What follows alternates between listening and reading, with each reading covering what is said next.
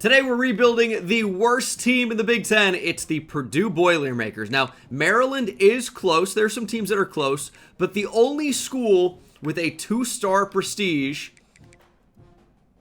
is Purdue. Rutgers is 2.5. Northwestern's 2.5.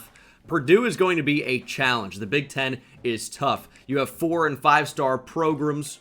It is a very, very tough conference to be in, and Purdue, for good reason, has been at the bottom of it.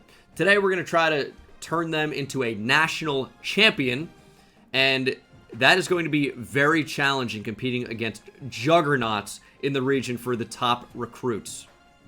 This is what we're dealing with, unfortunately, at Purdue. In 2024, they won just one game. 1-11. It's tough to do a whole lot worse than that. And it's going to be a tough turnaround for this team.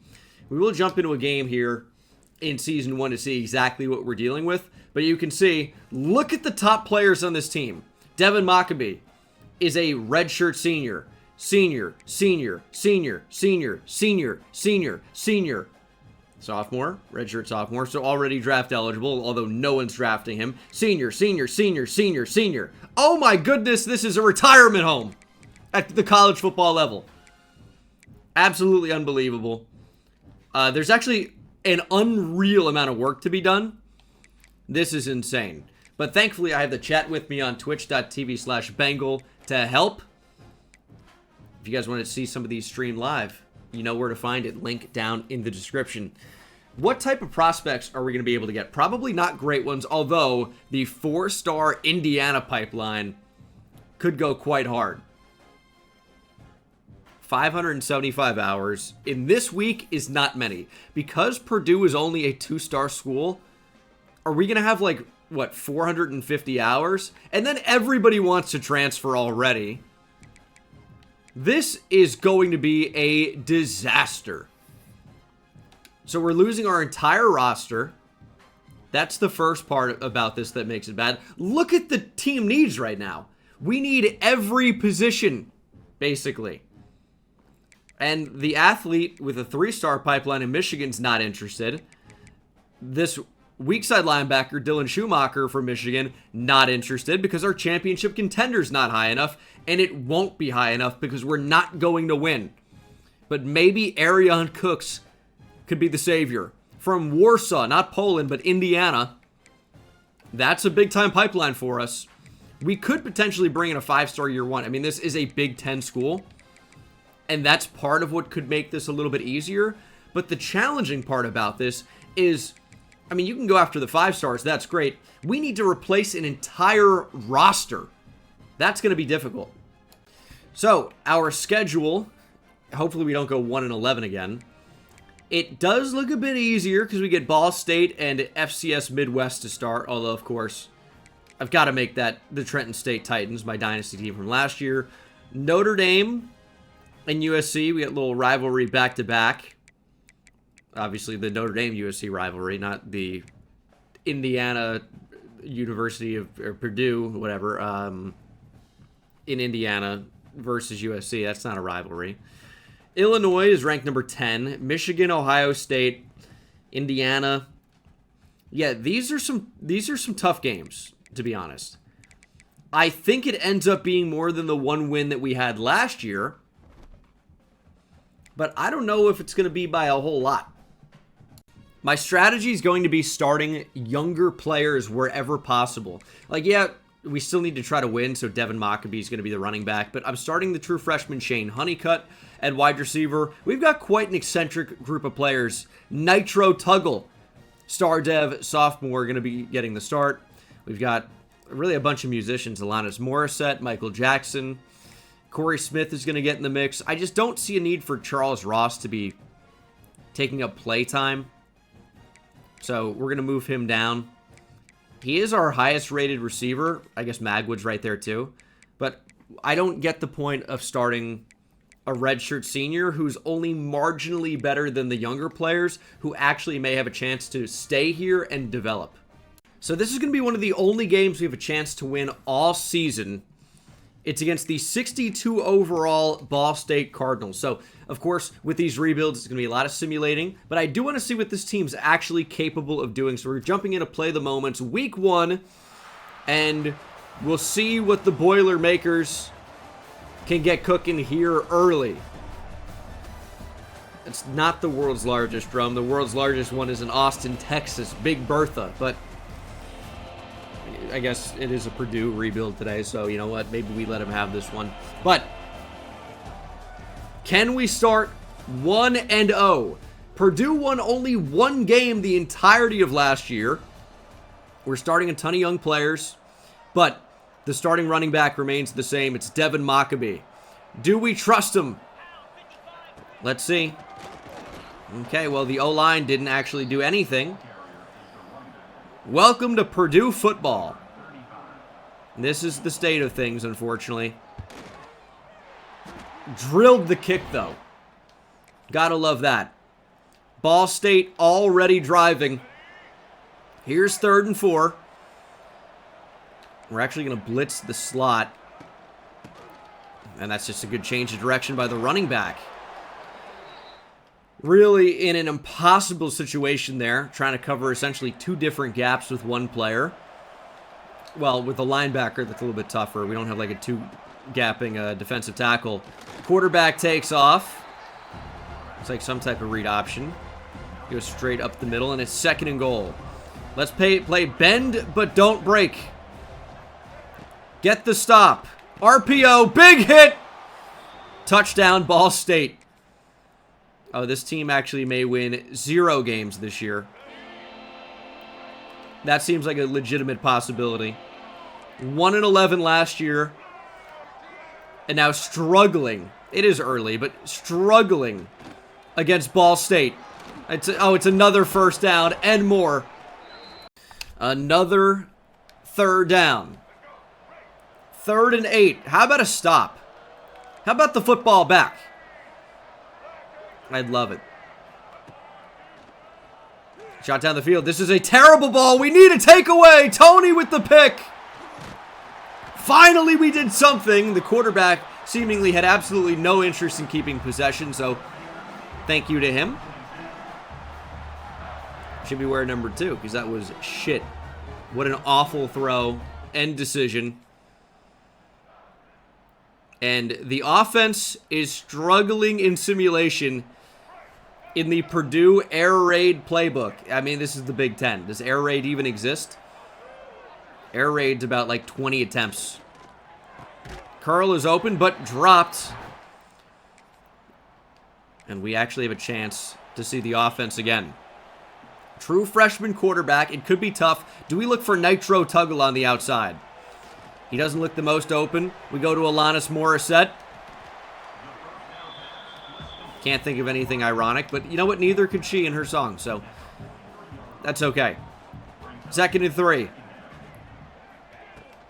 Little touch pass to the tight end. That was a mistake. Why is that the play? Oh, my goodness. 3rd and 7. That's open. Jackson makes the catch. Michael Jackson beats his man. It's actually zone defense. But again, that's okay. This could be a thriller, though, so it's a good thing we have Michael Jackson, the 3rd. Honeycutt fumbles the ball. No! Oh, it's over. But not for me. 1st and goal, 3rd quarter. Devin Maccabee's uncovered. Oh, they drop back to it, but it doesn't matter. Devin Maccabee over the goal line. Touchdown, Boilermakers. That's how you do it. 10-7. Defense coming alive. Offense. They go out there, you know, when they need to. I'll say that about them. They are putting 11 on the field. 3rd down. Another deep shot. Tony Grimes is in position and knocks it away. We got to capitalize. We didn't. Still 10-7. Another 3rd down. Honestly, McLaurin, you're going to blitz. Good defense. Down goes the quarterback. Chad Brown got to him. We overloaded, and we got there. And again, our defense needs help. This air raid is not going to be an option. Not moving the ball at all on Ball State is completely unacceptable. First down, Ball State. Purdue air raid is unusable. Don't use it. Speed option. Quarterback is actually going to be held out of the end zone. Kelly's been sacked quite a bit today. 8 rushes, 12 yards. So a lot of negative yardage in there due to sacks, I imagine. And we're still there. Keep him out. No! You let a 180-pound running back drag you into the end zone?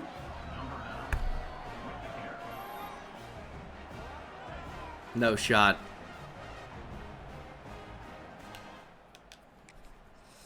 Well, this is essentially for the game. 3:29 on the clock. It's going to be open. There's Morissette. Nice spin move. Shane Honeycutt now has eclipsed 100 yards passing in the air raid. It's a little bit crazy. Oh, this isn't like a true air raid. Splits are pretty different. Morissette again! Putting him in the spin cycle. His 5th catch. Denylon Morissette. We're actually moving the ball a little bit here. Which is more than what we can say in simulation. Nitro Tuggle. Showing some burst. And this will be the final play before the 2-minute timeout. We are trying to take time off the clock, though. And then score a touchdown to win it. Maccabee looks short. It's 3rd and 2. Running the ball seems basically impossible.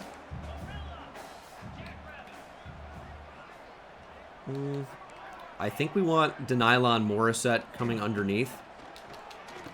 And that is nearly batted down at the line, but a first down. 1:30 on the clock. Are they ready for the screen? Sure looks like it, but nobody covered the back. Devin Maccabee stiff arming out at the 23. We are in position. 1:22. Quick slant. Morissette again. We're going to be with about 40 seconds. Maybe a little bit over that as we snap the football. Maccabee up the middle. Don't get in. Do not get in. I know that seems crazy. But we want to bring it down a little bit. We're going to call a timeout with 22 seconds. We had a chance to score. Would we have kept Ball State out of the end zone? You know what? Maybe. If we don't get in now, it's a disaster. But it's not a concern. Devin Maccabee, touchdown. We take the lead. And if we can just keep Ball State out of field goal range or in the end zone in the final 13 seconds, the Purdue Boilermakers go from 1-11 in 2024 to 1-0 to start 2025. This is actually a shockingly long run from the quarterback. And it puts them in Hail Mary range for sure. Okay, I mean, that's a little scary, I guess. It's a quick throw. They make the catch. Down. Timeout. Ball State. They went with a quick throw. We're going to overtime against Ball State. I mean, it was a possibility. He nearly missed it, too.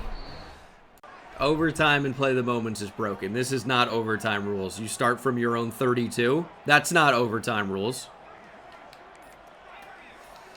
Okay, well. Maybe we have to drive the length of the field. Alright, good start.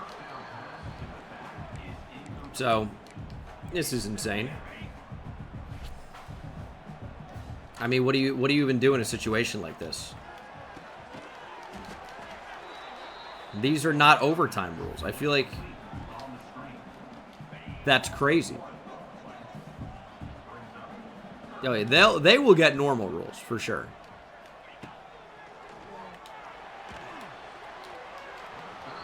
I mean, we have, I think, almost no choice but to go for it here. Because they're going to get normal rules. They're going to start from the 25. They're going to kick a field goal to win. No, please get on a comeback route. Jeez. Yeah, we are actually screwed here. Let's see if we can figure out anything. Oh my god, Nitro Tuggle made the catch! Oh, I threw up a prayer. Nitro Tuggle keeps us alive. Unreal. That is lucky. But it's also unlucky that I'm starting for my own 32 in overtime. Get up the field. Honeycutt with the lob. Maccabee can't catch it. I'm shocked that the linebacker actually ended up taking that. 3rd and 8.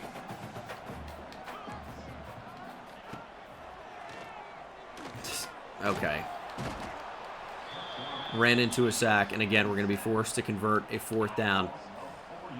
It looks like they're trying to blitz off the edge here. That could leave a wide open person. Morissette. Just leave Maccabee in the block. Tuggle clears out. I need a perfect throw to Morissette, and Morissette makes the catch. The receivers are going crazy. In case you were curious, yes, it is Heisman difficulty. This team just wants it more. But only on 4th down. Please, Devin Maccabee. I mean, 11 for 31 is not great.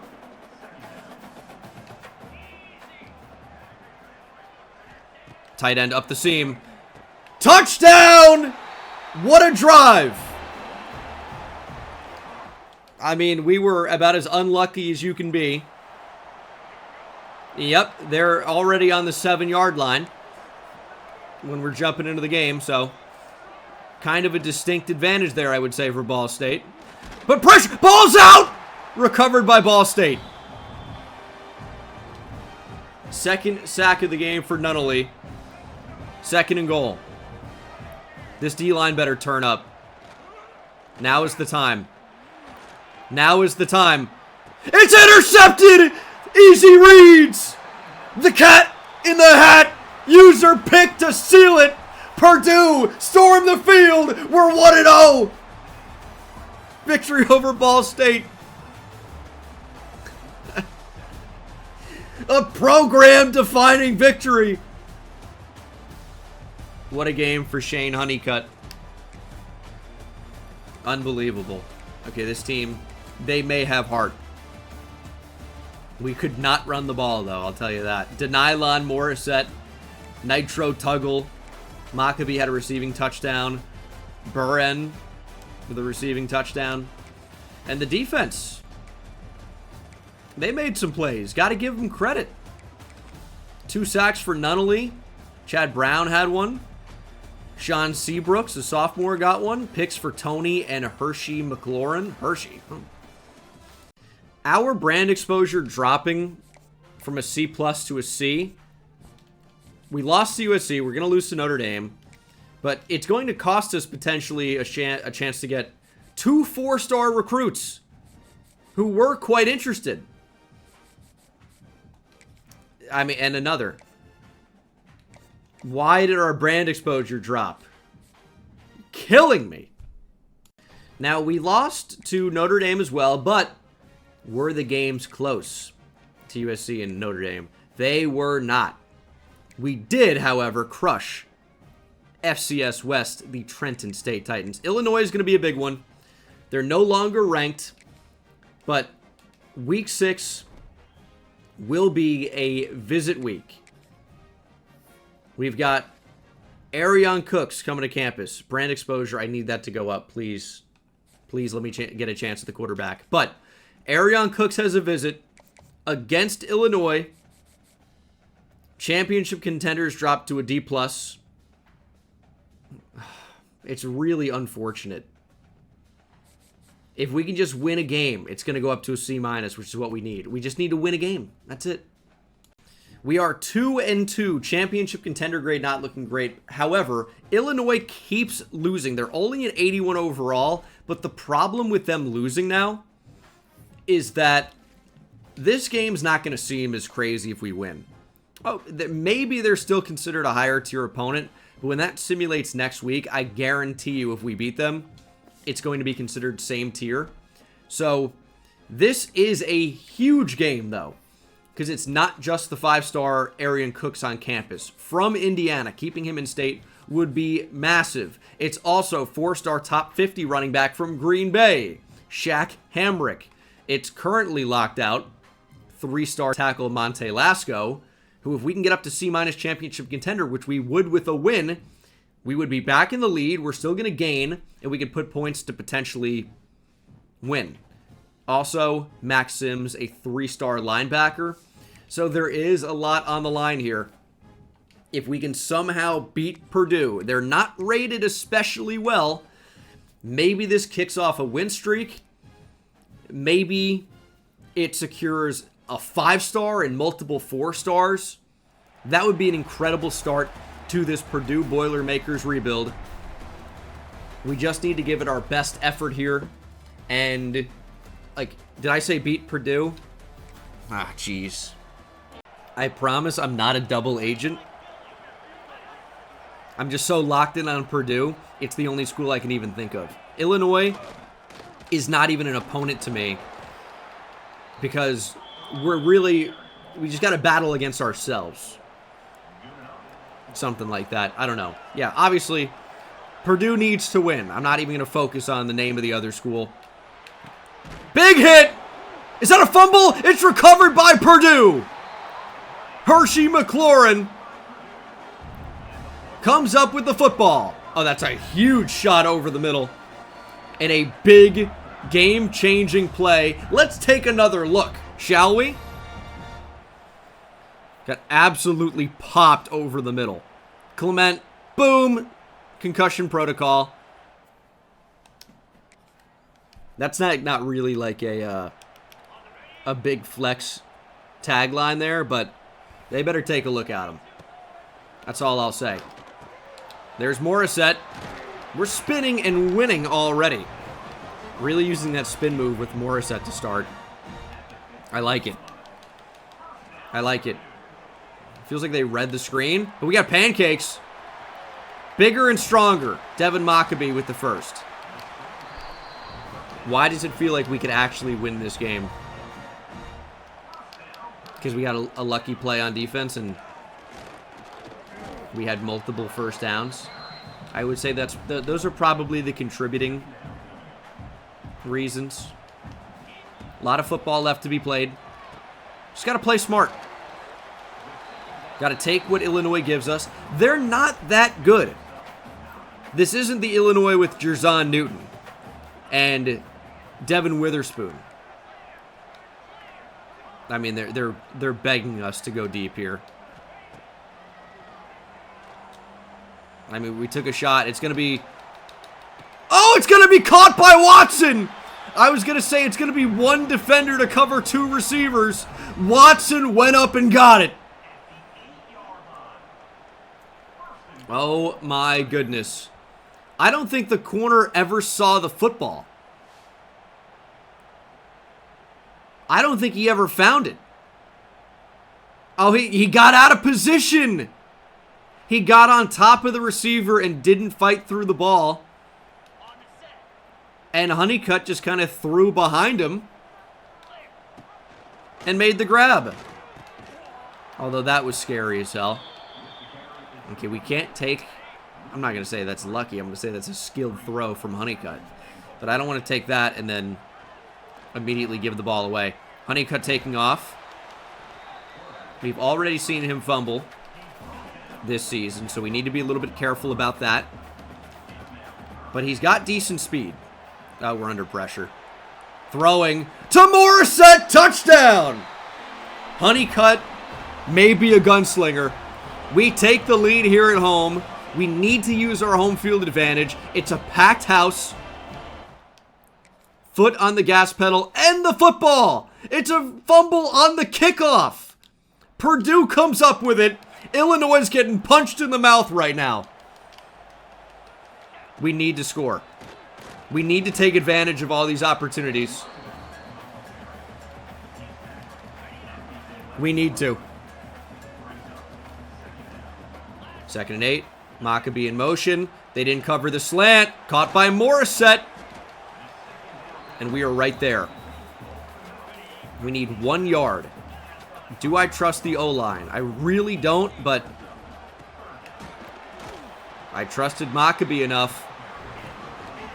He goes right through the wall, down to the 3, and he's going to get it again. Maccabee, little jump cut. Can't find the end zone. Is it an offensive line issue? They're not great, but that might have been the read.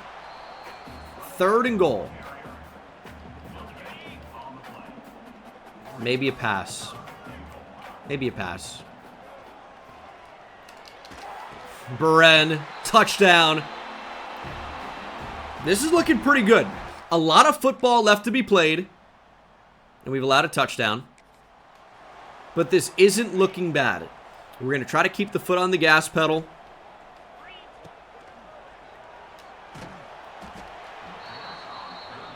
And does that mean, I would have said not punting in that spot.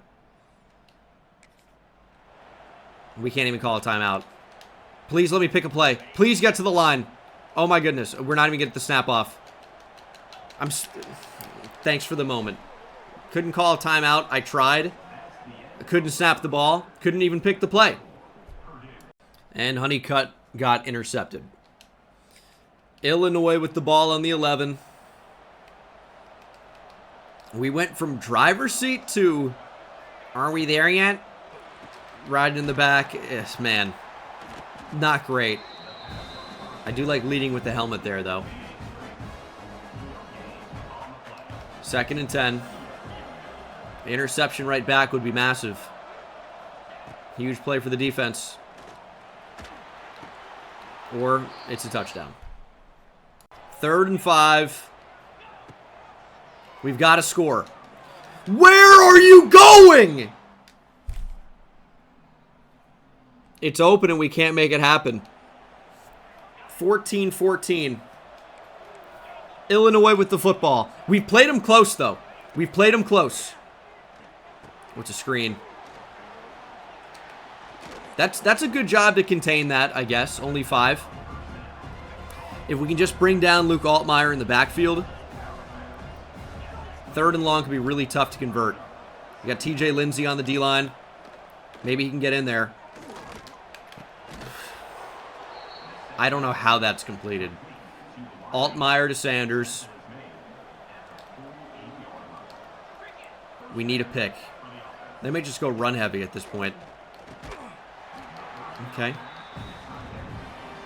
Clock stops. 2nd and 10. I don't want to pass commit here because it could very easily be a run. Read option. We're not there. Altmaier all the way down to the 31. I need to bring him down. Send pressure. We need to play for the sack here.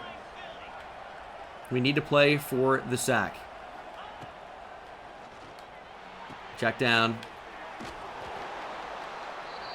2:36 to play. Now we can go. I mean, they could still definitely run the ball, but I did pass commit. They're going to run the ball right up the gut.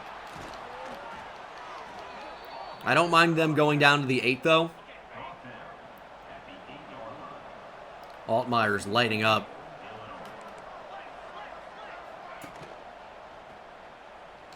Check down. That's going to bring us to the 2-minute timeout. Or will it?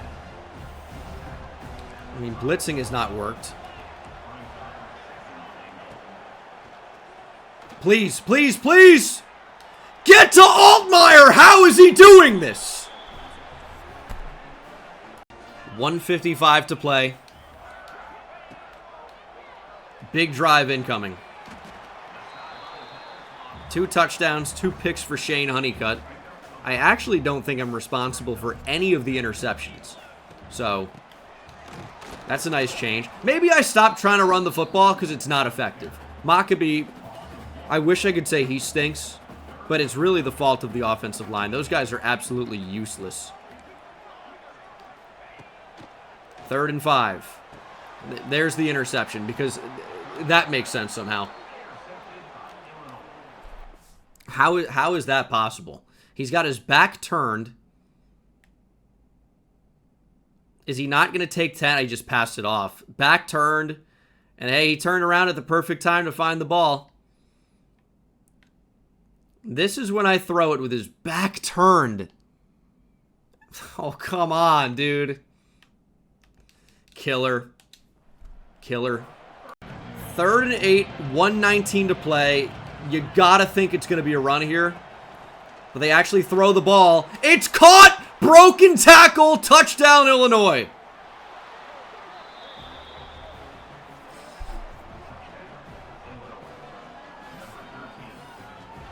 And that's basically gonna make this a clear winner for Illinois. We're going to have a minute to try and score to at least erase that. We have to get very lucky with an onside kick as well to potentially even tie this game. But, yeah, we apparently didn't want this one even at all. Defense, I mean, congrats for showing up, and that's it. And the offense didn't do anything either. 3 picks in the game for Honeycutt. 1 of them, my fault. 2 of them happened in sim, unfortunately. That's way over the line. At least Tuggle dropped it. I would have felt bad. Man. I'll record the onside attempt, but it doesn't look great. Here it is. It's kind of into no man's land. It's recovered by Illinois. And that will be the ball game. We gave it a good try. Illinois is going to win 28-21. That was definitely a frustrating end. But it's a rivalry game. We're not going to come out on top this time around. It could be a net positive visit for some of the recruits. To be so close to a win there and then get outscored 21-7 in the second half. And the way that it happened, and I know we got lucky to even go up 14-0 in the first quarter, but that was a frustrating one. That's like classic play the moment sim. Really annoying. Yeah, we really needed to win that game. It's just a little bit of a bonus. And UCF might somehow be able to steal away Shaq Hamrick. That's a frustrating one. But what I will say is recruiting is still going somewhat well considering. So this isn't too bad of a start. And we look pretty good on the 5-star receiver, Arian Cooks. I do worry that pro potential is going to end up changing at the end of the season and cause us some problems. Because I don't think we should have a B+ at receiver at all. So that one does concern me quite a bit, actually. But we look okay. I just need, if championship contender can actually go up, if we can start winning, we can guarantee another 5-star in Frederick Spock, maybe? 5-star receiver Arian Cooks from Indiana is staying in state. That is a huge get for the program. I am worried about pro potential changing, potentially. Championship contender is a D now. We did not beat Northwestern. Rutgers is 2-5. I've got a visitor at this game. It is 5-star defensive tackle Frederick Spock. And the problem with him is Ohio State and Penn State have suddenly realized that they want him. And that's potentially devastating. If we get a blowout win, maybe. But, man, we didn't beat Northwestern. It is Rutgers, though. So I think our chances are actually okay. But, man, I don't feel like a ton of confidence going into this one. That's for sure. But we need a win. Maybe we just make it happen. That's definitely the sell. I'm tempted to just schedule the visit anyway. There's almost no penalty for a loss. And it could really help getting his commitment. He's got a ton more hours back. I need Bruce Kennedy as well. Ohio State's making a push. Oh my goodness. I need more hours. I need PJ Gunter to commit. I need Hamrick to commit. This is crazy. We continue to lose. Jose Creer, who was going to be on campus for the Ohio State game, is still actually going to be, but he has picked Indiana. The in-state rivalry grows. UCF is going to force a recruiting battle. Man, recruiting is... We have a 5-star. Did I mention that? Wow. But it should come as no surprise. Losing to Rutgers 38-27 does not exactly help our recruiting prospects, believe it or not. 3-star linebacker Max Sims is our next commit. We have F championship contender now, though. We're 3-6. This was a really tough schedule. I don't know how we were going to beat these teams. I have no idea how we were going to do it. F championship contender's crazy. And now Michigan wants PJ Gunter. Which means this one's dead.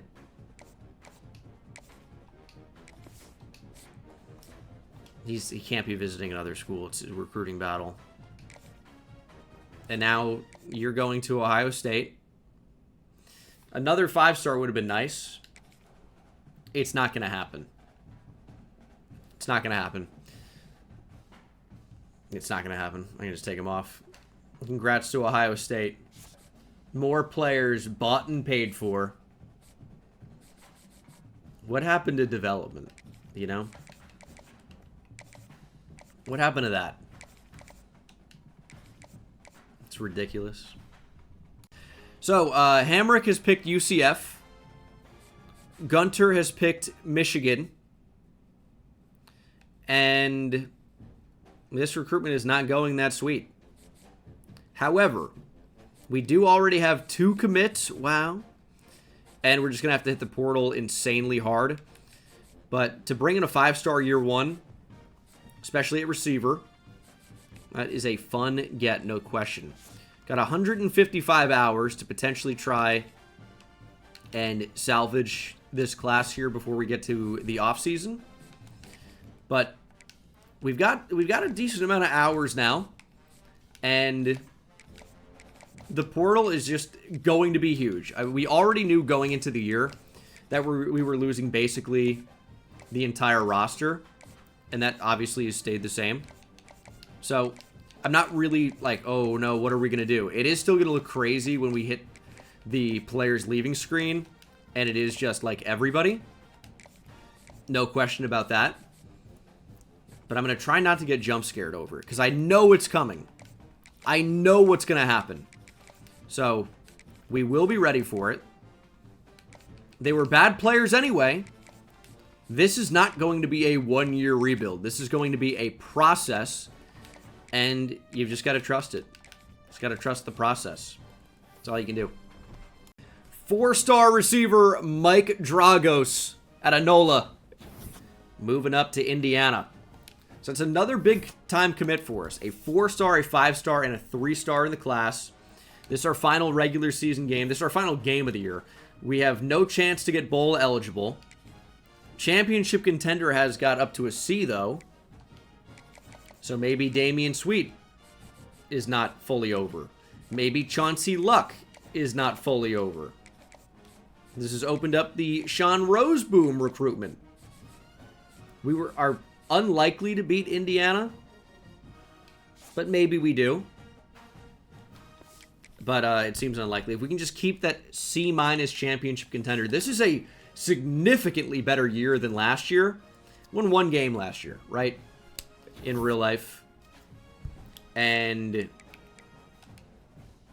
the fact that we won 4 games this year, championship contender back to a D, that we were 4 times as good this year. The Gene Dengas era is fully underway.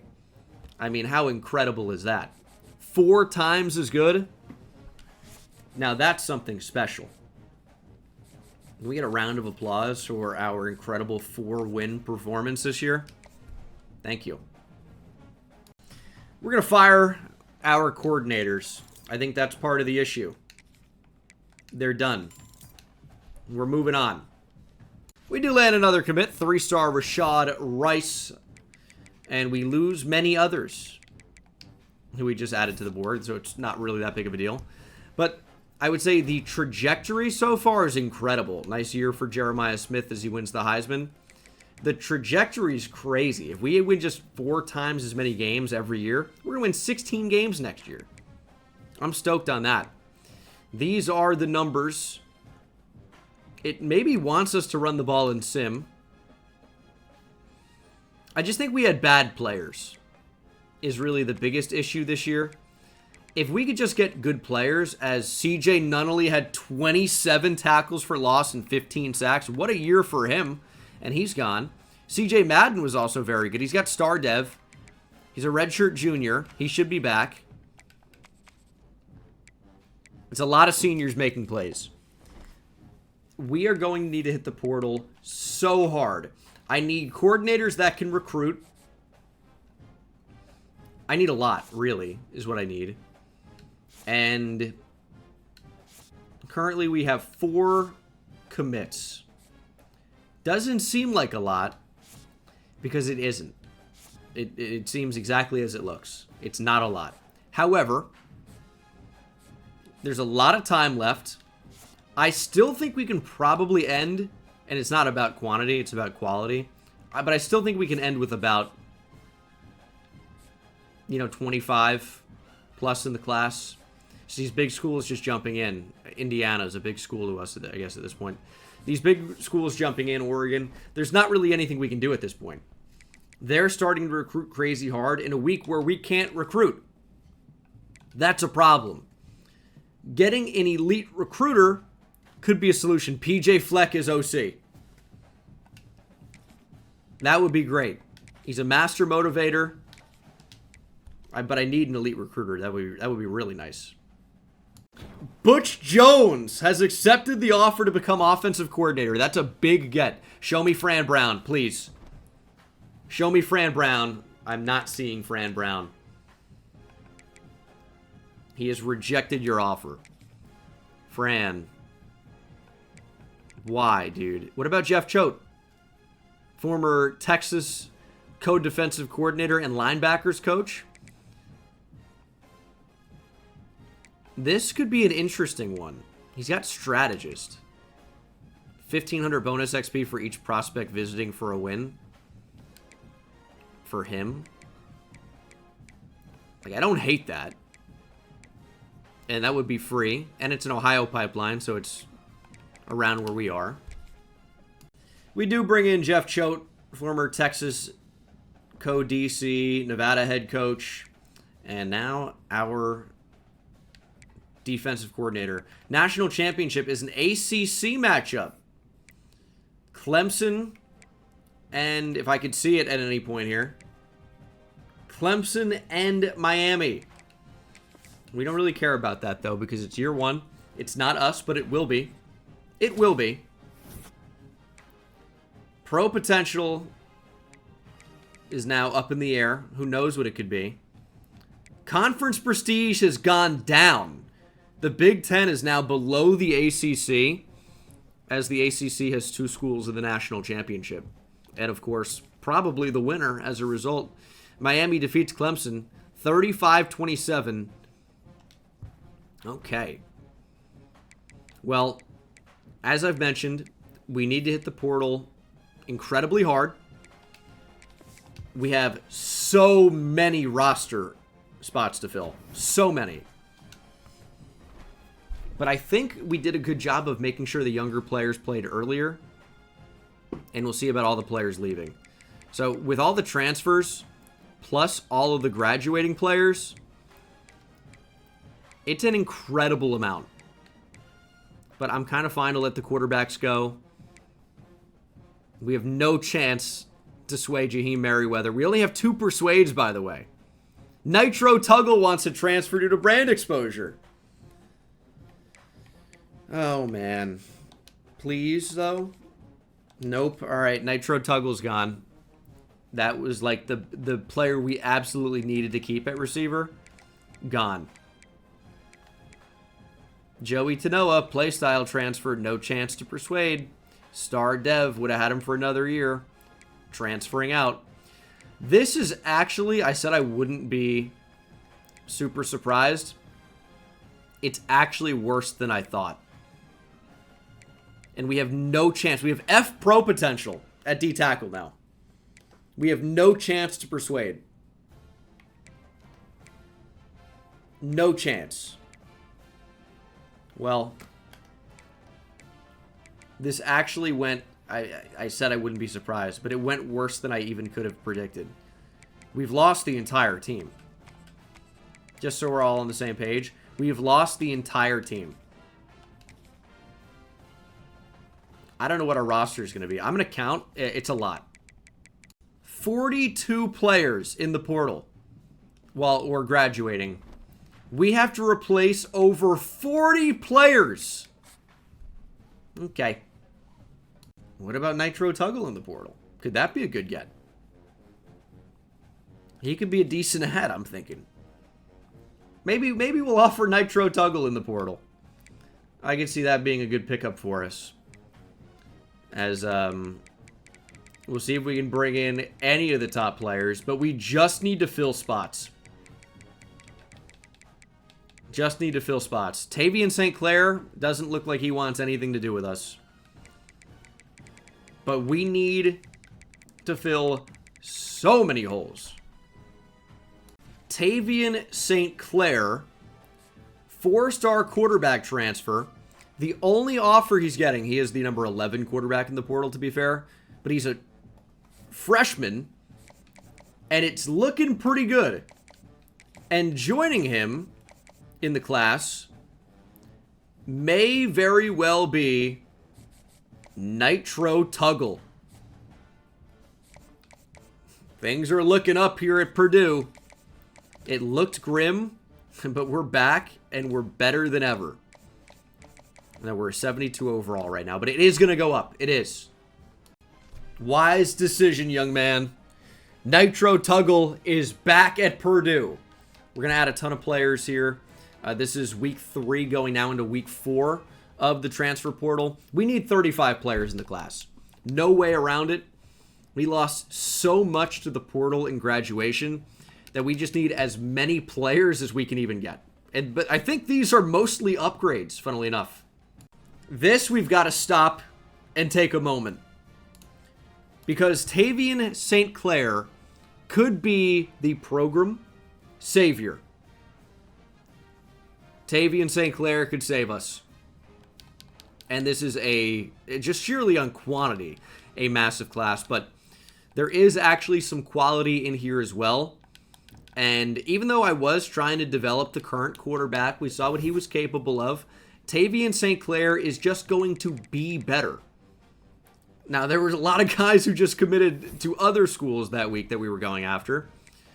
So we didn't bring in 35, obviously. But we've offered some scholarships, so... Or maybe we even didn't on Mekhi Flowers. Maybe I didn't get a chance to. But we still are going to end up bringing in a lot. Where do we rank in top classes? Top 50? Probably, right? 45. 1 5-star, 2 4-stars, including Tavian St. Clair. 2 wide receivers and a quarterback. Pretty good start. A lot of 3 stars, a few 2 stars. But a top 50 class in year 1, not a bad start. Not a bad start at all. Tavian St. Clair, star development as well. So that's already really nice. He's an 80 overall with a cannon, with speed. Show me no skill caps. Okay. He might be able to get pretty good. He might be able to get really good. Because speed and throw power are already in a good spot. If we can just make him smarter and more accurate. Whew. Look out for Purdue this next season. Let's see if there are any interesting dev traits here. It's only impact for Arian Cook, so gem doesn't necessarily mean great dev trait. Just so we all know. It's a lot of normal so far, and some impact, maybe a lot of impact. Nitro Tuggles, star dev. Wow, who could have seen that coming? It is a lot of portal players, though, but we didn't get all that lucky. Jaden Moore, star dev, transfer freshman. Adrian Holly, star dev, transfer freshman. We didn't get that lucky. Jayshon Ross, star dev, transfer freshman. We didn't get that lucky with the freshman dev traits, is the only unfortunate thing. But we got more depth than we had last year. And we picked up some transfer freshmen with star dev that could be really, really important for the future of this program. It's program when you're talking about college football. It's just got to be. You never seen college football before? It's program. Evans Chuba can't be. I mean, it's almost such a crazy name that it has to be a real player. Evans Chuba? I would almost argue that none of those are names. Evans, I guess, could be a last name, and Chuba Hubbard, but those are not in the right order, surely. I gotta put this in here, because this collection of Purdue cornerbacks, I thought it was interesting at the top. I never had seen a Willajon before. And then we got to Hudari Hines. I go Kendall with a Y and two L's is interesting. Little did I know at the bottom would be Zintrix Ote. Ote. Zintrix. Wow. I might keep that one in the back pocket in case I ever, you know, whatever you got to do. I don't know how it works fully.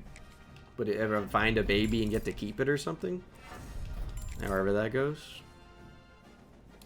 Last year, we won quadruple our games from 2024, but I would prefer to do a little bit better than that in 2026. So we open up with Wake, and then we'll follow through. It's a tough schedule.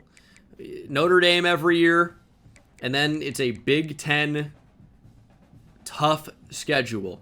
This one is easier than last year, but it's still tough. Bottom of the barrel in the Big Ten is not really a great place to be. But hopefully we beat Wake and we can start on a nice little winning streak. Nice little update. 5-star wide receiver Julius Stephen from Vermont has committed. Recruiting is starting to turn around. This is the turnaround under head coach Gene Dangus. This is the moment. Big week. I think we're actually going to jump in playing 2-2 Washington. This is a big week for recruiting because if you look at the players that will be on campus, we have week 5. Kai Reese, who's locked us out. Play style does not meet. So that one's probably dead, but he will be on campus.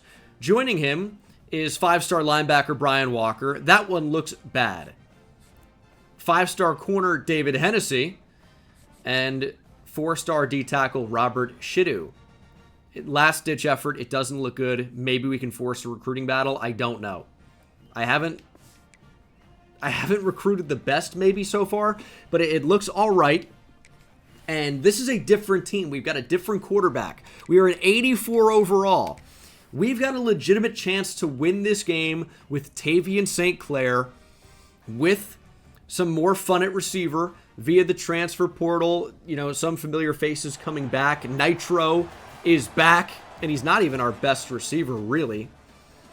This is a new era of Boilermaker football under Gene Dangus. We are 2-1. Did not beat Notre Dame, who's the #1 team in the country. That's to be expected. But year 2 is going to be an incredible building year. Okay, it's over.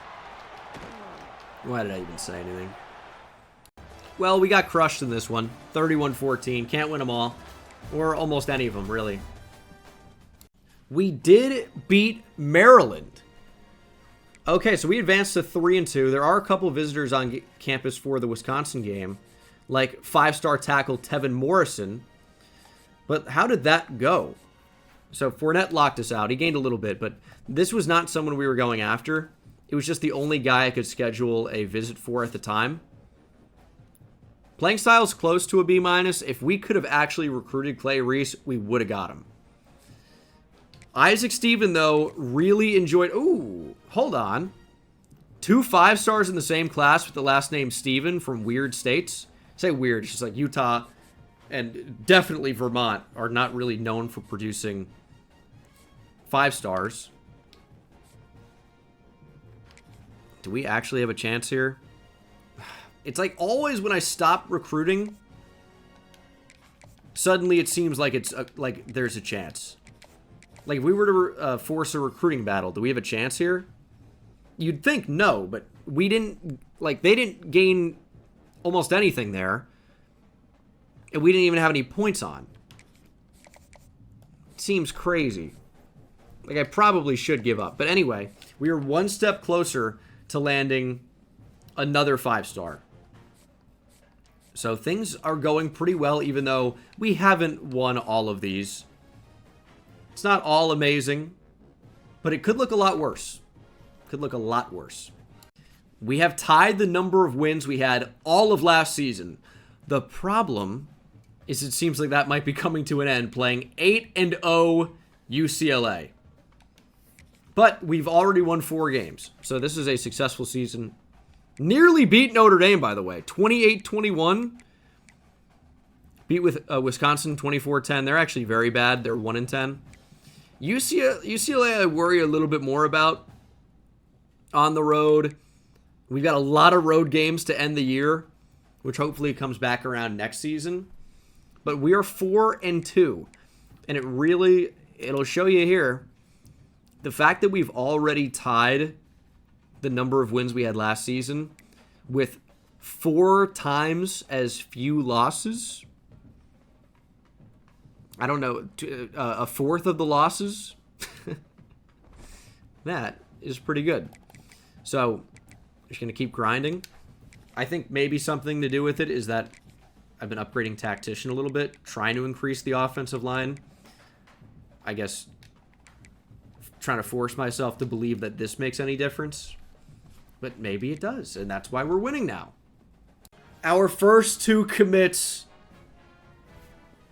5-stars with the same last name, Isaac Steven and a receiver, the very different locations on the map. What a start. It's not all amazing, but what a start. We're 4-3. We didn't beat UCLA, but we're doing well. This could be huge for the future. 5-star right tackle, Tevin Morrison from Oak Park, Illinois. Jumps in the class. The rest have not gone well. But we did get the 5-star, and that's a big number. Wow. We are actually ranked in the top 25 for the first time. 8-3. Just crushing it right now. UCLA did not go well. Crushed Iowa. That makes sense. Beat Minnesota. Beat Penn State by 3. Beat Illinois by 1 score. 1 possession. Anthony Varner. They have only an 81 overall quarterback. Tavian St. Clair threw for 5 touchdowns. He's nearly a 90, by the way. 388 yards. We did not run the ball well. Mike Dragos is annihilating from the slot. 5 for 207 and 3 touchdowns. Okay, Mike. Well, what a win. And we do have an 87 overall in Calvin Dinkins. Maybe I didn't go over the team well enough. But we are an 84 overall. Final regular season game of the year is against Indiana. They're 6-5. That's a game that we can win. We already have a handful of 5-stars that have committed. Even the Big Ten. We're top 40 right now in the nation with only 6 players committed. 3 5-stars, 3 4-stars. I'd love to see Kyrie's flip. Now, we don't even have the play style either, so maybe he wouldn't flip to us. But it feels like there's a possibility, if we just register some more sacks, I think, is what he likes. He's a speed rush edge.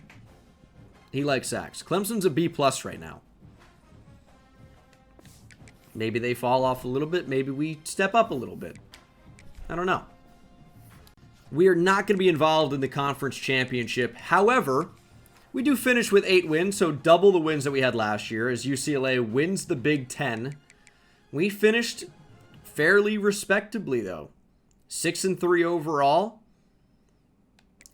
That's not that bad. We do lose to Indiana, right?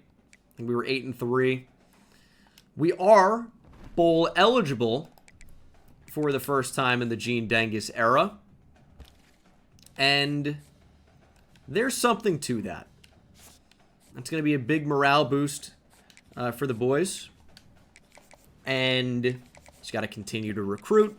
We're doing so much better right now than we were at the same time last year. So it's going to keep on rolling. And we're probably not going to make much of a pit stop at the bowl game. So let's go over the season stats now. And we're pretty much going to get to the transfer portal. But let's check out these numbers. Tavian St. Clair, 3,200 yards, 26 touchdowns, 7 picks as a redshirt freshman. That's a good season. We'll absolutely take that. And he also was second on the team in rushing yards. 10 touchdowns for Gabriel Joyner. We need more running back as Dragos crushed it. Hopefully going up to star dev. What a great freshman season in the slot. 16 touchdowns. It's insane. And then defensively, 14 TFLs for Thompson, who may end up, well, he's going to graduate, I guess. Same thing for Calvin Dinkins, but they were decent. 7 sacks for Thompson, 4 for Madden. And didn't get a ton of interceptions as a team. It's not like a shockingly low number. Somewhere maybe around 11. And do we want to consider firing any of our coordinators? I don't think so. I want to get that coach stability up. We have strategist for Choate, which gives us more XP for a win, and we should be getting more and more wins. And we have boosts for visits for linebackers. Increased chance to learn dev trait of D-line while scouting. That's interesting. I don't know. There are definitely valuable things there in the strategist tree. And then Butch Jones, of course, is our recruiter. If we can somehow finish with a top 5 class, that would be his second top 5 class on record. So that would unlock elite recruiter for him. Can we get a top 5 class this year? I would say we're on the precipice. Can we get enough to make it happen? We are close. Are we close enough? I think right now with the amount of 5 stars that we have, we're basically to guaranteed top 25. Guaranteed. But can we get into the top 10? It's going to mean signing a pretty much full class. 30 or 35 as Noah Fafita of the Clemson Tigers wins the Heisman. All right. Big portal grab for them. And we'll play Texas Tech in the Rate Bowl. Rate with the T, if that sounded weird. And we are just going to kill the transfer portal. Our championship contender grade has surely gone up. Right now, the chat doesn't believe me that we have any chance to get higher than I'm saying, or as high as I'm saying. We're 64th right now. So I see how it would appear that with 6 in the class. Trust me on this. We are going to finish with a guaranteed top 25. Tevin Morrison's a big reason why. It's an elite dev right tackle. Julius Stephen, impact. Josh Ewing, 4-star receiver, elite. Impact for Sam Schwab. We lost out on Kai Reese, who had star. He looks incredible. Isaac Stephen has impact, so a consolation prize. Losing out on the linebackers sucks. Only normal dev for 5-star Ron Bowling, though. Yeah, it's unfortunate that these Did not all go our way. But it's gone pretty well. Sean Hammonds has impact at receiver. I think that's it for right now. And then the portal, we're going to grab multiple 4-stars. I'm telling you, you've got to trust me on this. The class is only going to improve, and it will be top 25. Maybe even higher. We win the Rate Bowl, by the way, and our freshman receiver, Mike Dragos, has set the single-season receiving yards record at Purdue. I know, a storied program, but he's done it. Mike Dragos, 1,300 receiving yards, breaks the record. Curtis Painter is the all-time Purdue passing yards leader. I probably would have guessed Drew Brees. I certainly would have. Maybe I would have guessed Aiden O'Connell, because I felt like he was at Purdue for a while, but didn't he transfer? So maybe not. I feel like he might have been Michigan State. Either way, I probably would have guessed Drew Brees.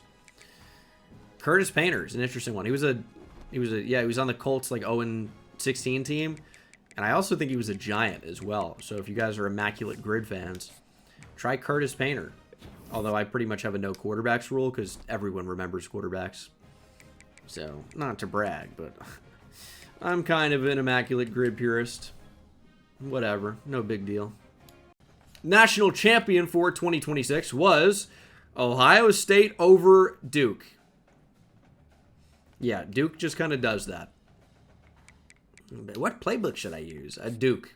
You want to win games?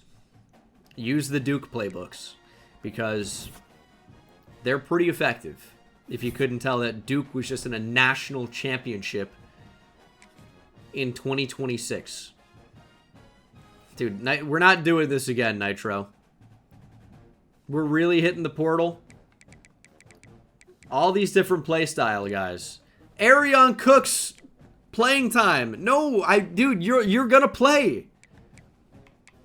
This is our 5-star freshman from Indiana. He didn't play enough, I guess, and he doesn't think he's gonna play. You're totally gonna play. Nope, he's gone. What about Nitro Tuggle? Nope. Well, that sucks. A lot. That's really bad. What about Jaden Moore? Nope. What about anybody? Does anyone want to be here? Jesse Watson? Nope. What about starting tight end? George Burhen? Nope.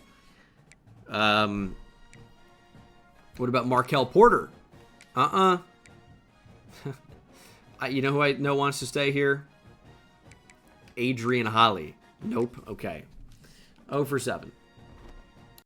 I, unfortunately, have no ability to bring in a running back in the portal because none of them will consider me. It's playstyle deal breakers, I imagine, on a lot of them. So I actually cannot bring in any running backs in the portal. So that's not going to happen. Man, all of Texas is transferred. Is there anything I actually can bring in? Maybe a couple of corners. And outside of that, no. I actually can't really even use the portal this year. Wow, okay. Well,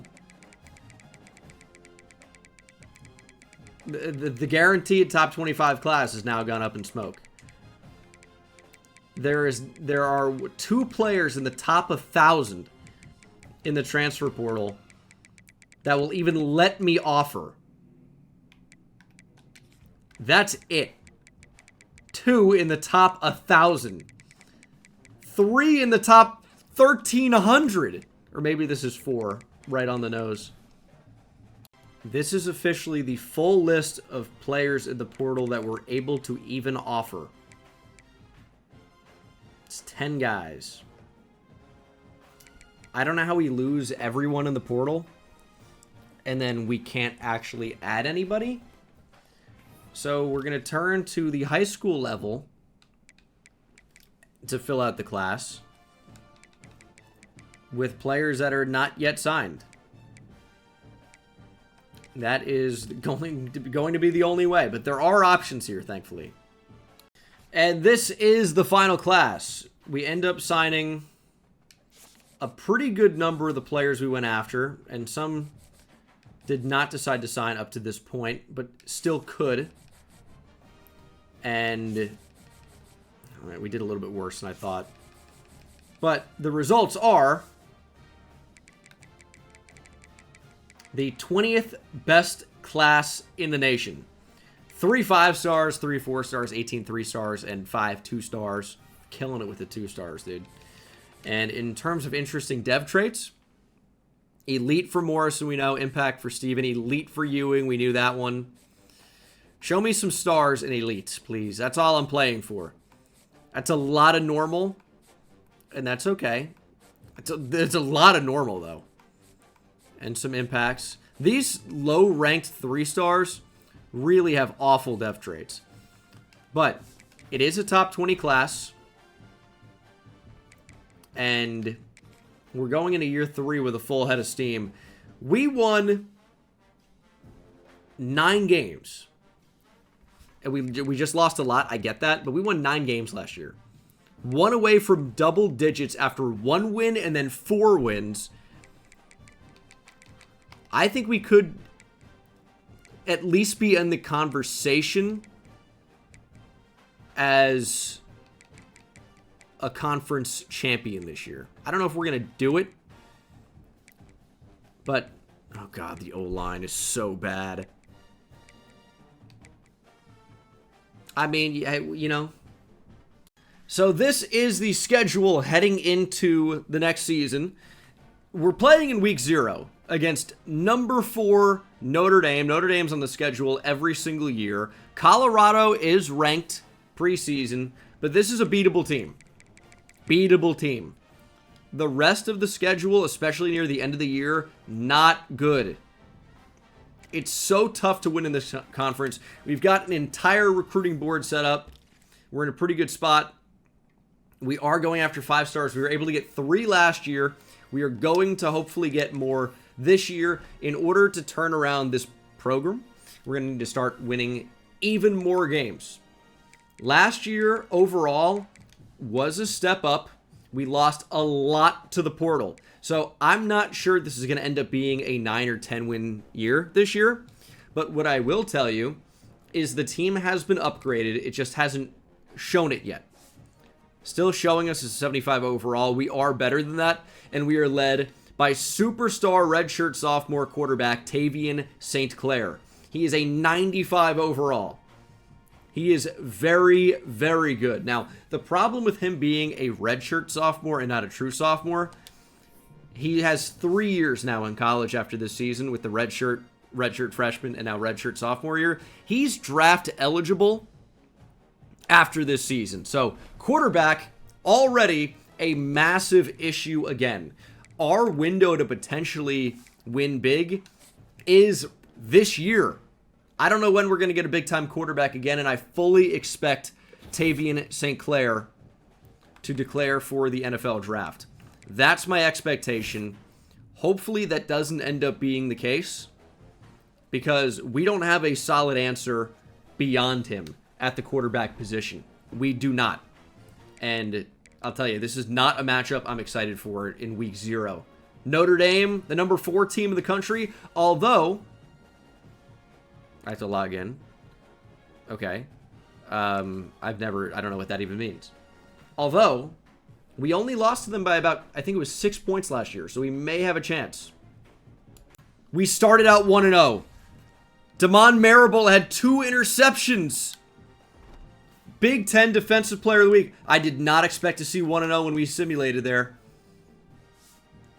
31-23. What a start. Chat's going crazy. Again, this is being recorded on Twitch, twitch.tv/Bengal. Their quarterback is only a 79 overall, and he stinks. Threw 3 interceptions. I've never done that in a game. Tavian St. Clair could have done better. We actually had a running attack. Gabriel Joyner Only 77 carrying. It's only a matter of time before he starts fumbling, but we actually were able to run the ball. And our top receivers hurt. Injuries, dude. This is not a name. Major Office. I mean, he's a north-south blocker. There's not an archetype I'm less interested in at running back. Great week for Ahmad Branch. We are 3-0. And this is a big matchup against number 11 UCLA. We've got visitors next week for the Illinois game that are huge. However, I don't really think we're going to jump in to play UCLA. I'm happy to be ranked. Notre Dame actually 2-2. They're struggling a bit this year. But Illinois is a rivalry game with 5 stars in attendance. So we're just going to say whatever happens against UCLA. It is a big, literally Big Ten, but a big conference matchup that could determine who's playing in the Big Ten championship. But there's so many big games this year, and in these rebuild videos, I just can't, load into every single one of them. By the way, so we're starting a true freshman right tackle, Tevin Morrison, 5-star with Elite Dev. He's already got 3 skill points at this point, and he is absolutely uncapped. 0 skill caps anywhere. I feel good about the future of the O-line, at least at one position. His deal breaker is proximity to home. Well, it looks like we've got A+. We are 4-0, though. We just got locked out. But the good news is that we are 4-0. Now, okay, I will say the bad news that comes with that, as we win 36-24, is that Illinois is going to be seen as such lower competition that if we were to lose to them, we would be in pretty devastating recruiting position. But I actually think that winning is the most important thing. And right now we're winning a lot. And I said that this is probably our window. Who knows what we can do at quarterback, but recruiting's about to turn up in a big way. And there are big-time recruits on campus here against Illinois. We've got GeoTune week 8, so that's the bye. Trying to set up some complimentary visits there. Deshaun Ellis is on campus this week. This one doesn't look great, and you know what? It looks like I didn't get my cells registered. I swear that I sold on him, but we only had send the house on, which means that we're falling behind. So that's awful. And he's on campus, so we've got a chance to kind of get back into a good position over Duke, but it's going to be really hard. Ricky Washington. It's a battle against Wisconsin. We can't get him in until week 8, but he's going to Wisconsin week 7, which means that one doesn't look great. Legend Ejiofor will be here this week. LSU is making a big push. Need it to be a big visit. And then it is a battle against Ohio State. A blowout victory could potentially send us over Ohio State. And then to his commitment. Radens is also here. This is fighting a losing battle, but I'm going to fight it. Battle for the Purdue Cannon. Well, how about we keep that? It says our name's the part of the cannon. It doesn't say battle for the Fighting Illini Cannon. It says Purdue. It's not the Illinois Cannon. Why are we battling for it? Why is it up for grabs? Either way, we're going to win, so it's not really too big of a deal. A blowout victory would be preferred. We will jump in when we need to, if we have to. Up or down 7-0 instantly. Couldn't have been down quicker. Down 10-0. Come on, Purdue. Start driving. There's a touchdown, 10-all. Approaching the half. Still 10-10 into the second half. We were safety. They got a field goal. Oh my goodness. Let's get a drive. Let's get a drive here because we're not playing great right now. And where is the quarterback? Tavian St. Clair, dislocated shoulder. He's out for the game. Well, that's why we're not doing well. My starting quarterback's done. So that's going to make it pretty tough to win. We're also running the ball religiously, despite getting no yards. 19 for 28. Dude, please. Oh, and Longo's a lefty. Okay, well, we are in a really bad position because it's not like our O-line's great or our receivers are phenomenal. We've been so good. I'm going to just launch it. No. We've been so good because we have a 95 overall quarterback. And a dislocated shoulder, by the way, is not, oh, just pop it back in. You'll be good to go next week. That could be a potential real amount of time missed. But maybe Carl Longo can lock in. He's a lefty because there's so many lefty quarterbacks in this game. And let's try to be good, I guess. I always try that, and it's a pick a lot of the time. I can never throw an accurate ball on that attempt. I'm trying to get vertical here. I think we have it. Get it out! Longo to Branch, touchdown! That's what we need. More of that. More of that. We're going to try to make it a 3-point game. And then maybe our defense can clutch up. It's going to be really tough to blow out Illinois or even win this game with a backup quarterback. We've got to give it our best shot, obviously. This game is too important. There are too many big players in attendance. This one game, early in the year, only our 5th game of the year, could make or break the next couple of years at Purdue. Dropping it in the bucket is Longo! Carl Longo, are you kidding me? He hits the freshman Ewing. And you can see those 2 freshman receivers. Ewing and the 5-star from Essex, Vermont, Steven. Very interesting. They're very slow, by the way. 84 and 85 speed. Longo's on fire. Stay hot, Longo. Stay hot. There's Smith. Carl Longo actually approaching 200 yards passing. And Joyner's a good route runner out of the backfield, by the way. Get it out there. That's great patience in the pocket. And there's another injury. Corey Smith, our highest rated receiver, or one of them actually. He might actually be number 2. And it'll be next man up. 1st and 10. Quick throwaway. And it's going to be Corey Smith with a bruised hand. Now, somebody told me that actually choosing to take them out actually keeps them in, and choosing to keep them in takes them out, but he's back on the field. So I don't really know how that mechanic works, but I do notice it all the time where a player, I say, get off the field, please, and they're just back in there 2 plays later. I don't really know what to do about that. 3rd and 3. We've got Dragos. He had an insane freshman year. Just get it out to him. It's intercepted, underthrown, and this one's got a real chance to be returned. Dragos is not going to catch him. Touchdown, Illinois. Did we not have a step? Did we not have a step? Oh, Carl. We are pounding the rock. And I know that seems crazy because I'm like, we can't run the ball. But now that I'm actually in the game a little bit, we're running the ball pretty effectively. Joyner, touchdown. We retake the lead. Now, winning in any capacity would be good. It's a rivalry game. It's a tough game to win.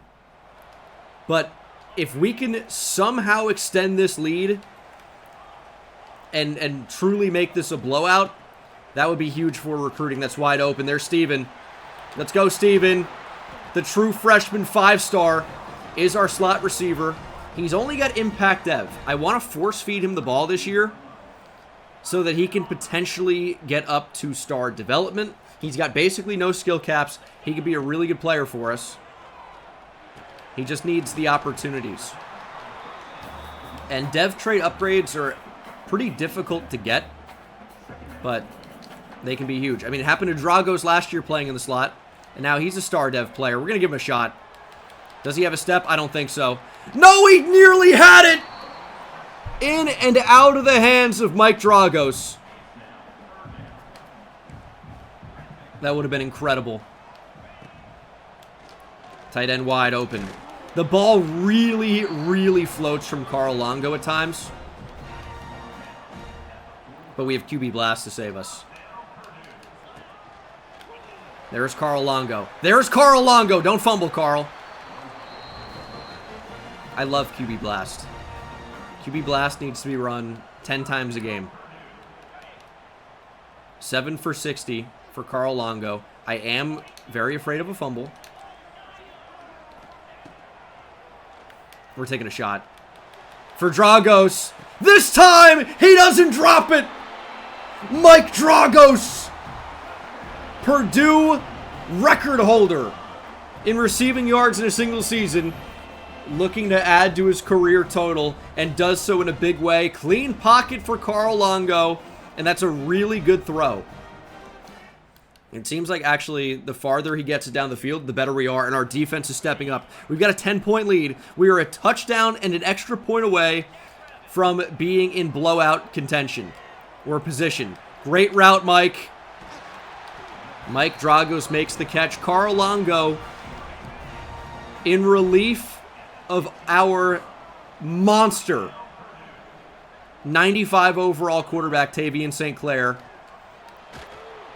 is having a pretty good performance. Has been intercepted and in this area of the field before. So that's a little bit scary. And it just floats. That's an incredible catch. But the ball just floats. They all float. Or you'll all float too. I don't know. That's it. You ever seen this about a clown? Joiner up the middle. Staying patient and getting some rewards. We got to go back to Joiner. My entire offense is red hot right now. On fire. Joiner stopped for a loss. Can we get into the end zone here? Inside 7 minutes. It's a scary looking box. We're going to look to throw. Or we're going to look to run. Longo broken tackle. Touchdown, Carl Longo. We bring the boom. That's... I can't even in good conscience do that. My conscience is clear, but not enough to hit the boom on you, I guess. 39-22. Back on offense. Defense going crazy. Suddenly we're in a blowout territory with a backup quarterback. This is incredible. Joiner actually approaching 100 yards. And that is your ball game. Backup quarterback Carl Longo comes on to lead a comeback and lead us to a blowout victory. He had 5 total touchdowns. And let me tell you, by the way, the true MVP of this game, the second half defense. These guys were incredible. Carl Longo, though, was... I mean, he really clutched up. But our defense really locked it down after a shaky start. I know it looks like they scored a lot of points in the second half. So second quarter and beyond, though, they were great. I'm not really worried about a garbage time touchdown. And we just crushed it in half number 2. Longo absolutely delivered. Gabriel Joiner had 30 attempts for 90 yards. We're still working on the running game a bit. 2 touchdowns for Mike Dragos. Amazing. And then defensively, 1 sack for Christian Emery. Our defense is still not great. No interceptions in this one. But a big victory with 5 stars in attendance. We're coach level 20. And we are 5-0. Maybe most importantly. Big rivalry win. Please show me some commitments. This is the time. 5 stars, please. There's one. The legend, Ejiofor. Legend Ejiofor from Eastland, Texas. Eastland is our first recruit to commit this class. We need linebacker desperately. That's a big one. That is a huge start. And also, like, is that not the best name ever? Well, he was the only one to commit. Ohio State's going to end up with Earl Adai. We're number 14 in the country, though. Sisk picked LSU. We had to stop recruiting him, and we had to stop recruiting Jalen Tate. Josh Raduns. Wow. We are right there with Oklahoma, but it may not be enough. We did take the lead. Carl Longo is your Big Ten Offensive Player of the Week. 5 total touchdowns, 4 through the air. And it's number 16 Oregon who's undefeated. We did get a big commit, though. So we're going to take that. We look okay on Ricky Washington. We took the lead on Deshaun Ellis, but it doesn't look great. Duke Copper. We're trying to just have him commit before he visits Penn State. I think he will. Ohio State wants Geo Tune now. We're going to have to hard sell now that we know what the hard sell is. They, I'm sure, knew it immediately because that's kind of how that works for the CPU, I guess. And then Chris Clark, we need a big visit. Week 8, it's unfortunately a bye week. That's the problem. So you're not going to get a big bonus. You've got to try to get those complimentaries. Raduns was so close to committing. We're going to force a recruiting battle. Maybe. Best case scenario, and I don't think this is going to happen, but best case scenario, the week 6 visit for SMU jumps SMU over Oklahoma without jumping us, and it becomes a recruiting battle versus SMU, and I think we have a better chance there than against Oklahoma. And then against Ohio State here for Earl Adai, I genuinely don't know how that works in our favor, but we're going to find out, obviously. The class is still going to be great. We're going to get multiple 5 stars. It's going amazingly, but we'll see if we can finish off some of these close ones. That is another big one. Another Mike linebacker, the 5-star Duke Copper. We have some names at middle linebacker this season. Duke Copper, Legend Ejiofor. Joining them is 5-star corner Ricky Washington from Illinois. And those are the big 2. Kaiser picked Notre Dame. We didn't go after him. What did I see on Raduns? He locked us out. So the actual worst case scenario happened. I thought this was a possibility. Oklahoma jumped us. Recruiting battle, SMU, Oklahoma. We finish in 3rd. That's so unlucky. That's so... I had a pretty good idea that could happen because we've seen it happen before. It's unfortunate. We are 5-1. We lose to Oregon. And Nebraska's 4-1. It's a tough schedule. And Deshaun Ellis is heading to Duke. There's almost no way around that. We can't do anything about it. We simply can't. Geotune. Or, hold on, was last week 7? Is that why Duke passed us? No, this is week 7. Yeah, so that one's over. Which is unfortunate, but we may end up with Chris Clark next week.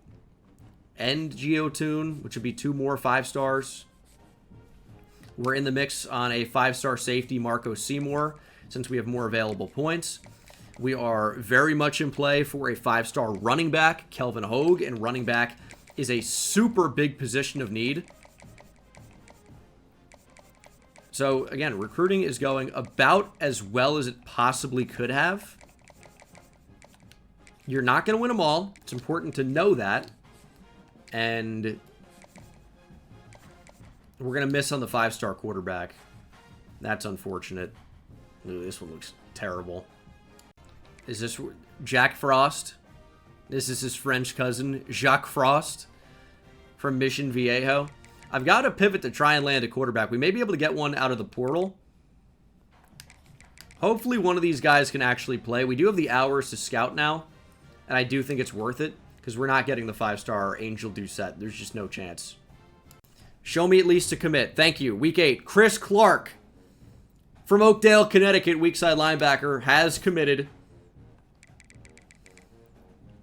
They all have not gone so well. But that is a big one.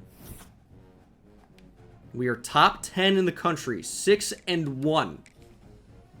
Doing very well. The Geotune recruitment has not gone as well as I would have liked. He had a very nice visit for a bye week. You can look in the bottom right. You can still have a pretty nice visit, even if there's no game. Game helps, but he unfortunately is going to be headed to Ohio State. But another casual 5-star, Marco Seymour, could be the next one to commit.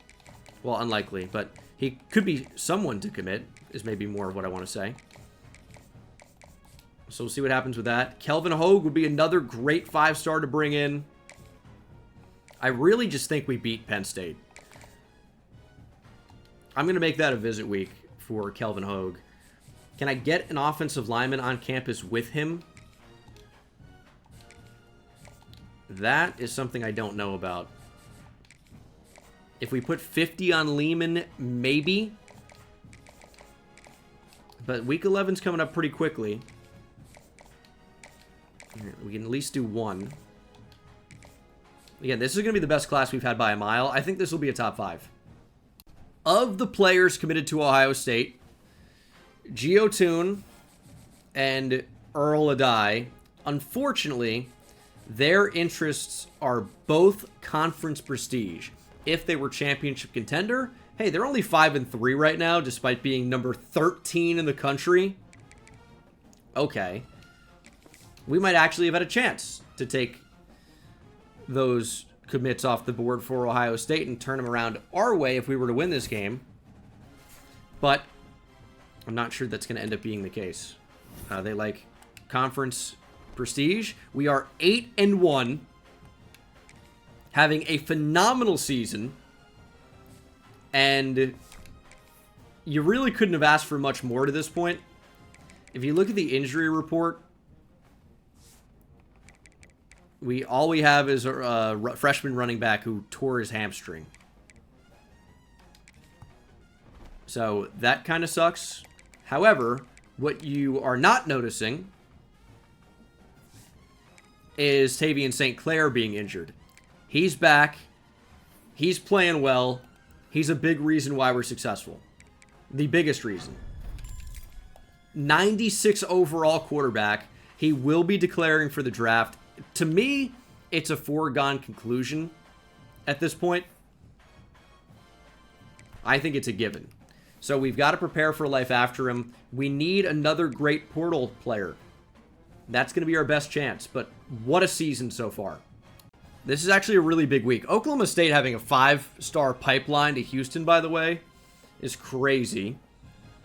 But Marco Seymour, 5-star free safety, and Kelvin Hogue, 5-star running back, will be on campus this week.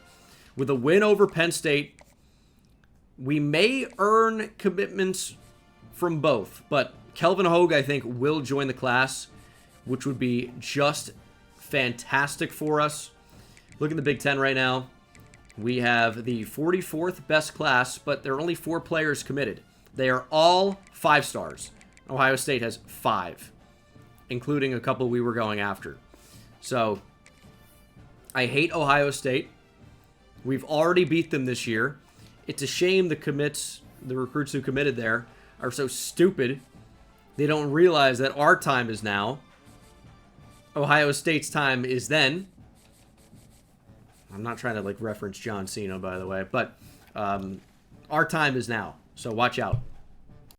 Kelvin Hogue from Clinton Township, Michigan, is a 5-star running back commit. And we get 4-star center James Morales, who's on campus as well. So that doesn't bode well for Marco Seymour. We do take the lead briefly over Oklahoma State. And we are number 5 in the country. Kelvin Longo wants to transfer due to brand exposure. How is it only a C? I don't know. Scheme Guru has been unlocked, though. Michigan State is 3-7. We're number 5 in the country. This could be a national championship caliber team as early as right now. Okay, NC State. I need you to jump ahead of Oklahoma State, but not us, and we get the commitment. Or a recruiting battle against NC State, which we could win. We had a very similar scenario earlier. We'll see how that one plays out. It didn't play out well for us last time. Hello, Big Ten Championship against Michigan. We are unfortunately in a recruiting battle for the safety, Seymour. We have unlocked Architect as we just beat Indiana. 11-1. We are not going to win the recruiting battle for Seymour. Oklahoma State is probably just too good. I mean, he likes conference prestige. The Big 12 is just casually going to be like a shockingly high conference prestige. Where is it? B+. No, that's probably about what it deserves. I think maybe they should be spaced out a little bit more. But whatever. 75 hours. Trying to get these bottom of the barrel offensive linemen. Oh, it was a close game against Indiana. Okay. But I say bottom of the barrel. These guys are still fairly decent 3-stars. And we could absolutely use the depth. So we're just going to stay in on these recruitments. I would almost bet anything he likes playing time. But I suppose there could be a second option. Nah, it's just that right now. Cool. So we can still end up doing quite well on the O-line. Quite well overall. We didn't win every recruiting battle. But man, we did pretty well. Top classes right now. We have the 30th best class, but with 5 5-stars. And it's only going to get better. Hopefully the transfer portal is actually good this year. Conference championship against 12-0 Michigan. They are an 87 overall. We are comparable. We should be in the CFP, I would say, no matter what. But obviously, it'd be nice to go out there and win and get our first conference championship here in the Big Ten. 3 years later, we are in business. Playing for that bad boy, the B1G trophy. Neutral site. As we're essentially playing for a first-round bye, though. That's the thing. That's why we need to focus up and win this game. Because we were playing for a first-round bye in the college football playoff. Michigan takes the lead early. We tie it right back, 7-7, 14-7. Purdue takes the lead. Michigan right back. A field goal makes it 17-14. Michigan with a touchdown to go on top. Down by 1, entering the half. Michigan driving, extends their lead to 4. Into the third quarter. Michigan holding their lead and extending it 31-20. Big third down. Bryce Underwood is gone. Here's 3rd and 3. Creeping up to the line. They're taking a ton of time. Receiver comes in motion. They might not get the snap off. They do, but the block shed. And Sinclair is dropped for a loss. Jamarion Harkless into the backfield will force a punt. I have no idea if you can ever block these. The freshman Ewing is back to return. He is really slow. And we need a touchdown on this drive. Or points at minimum. Tavian St. Clair is healthy. He's ready to go. He's ready to lead this team to a Big Ten championship. There is work to be done. St. Clair versus Sinclair on the other side. Here's 2nd and 8. Oh, it nearly sacked. No block.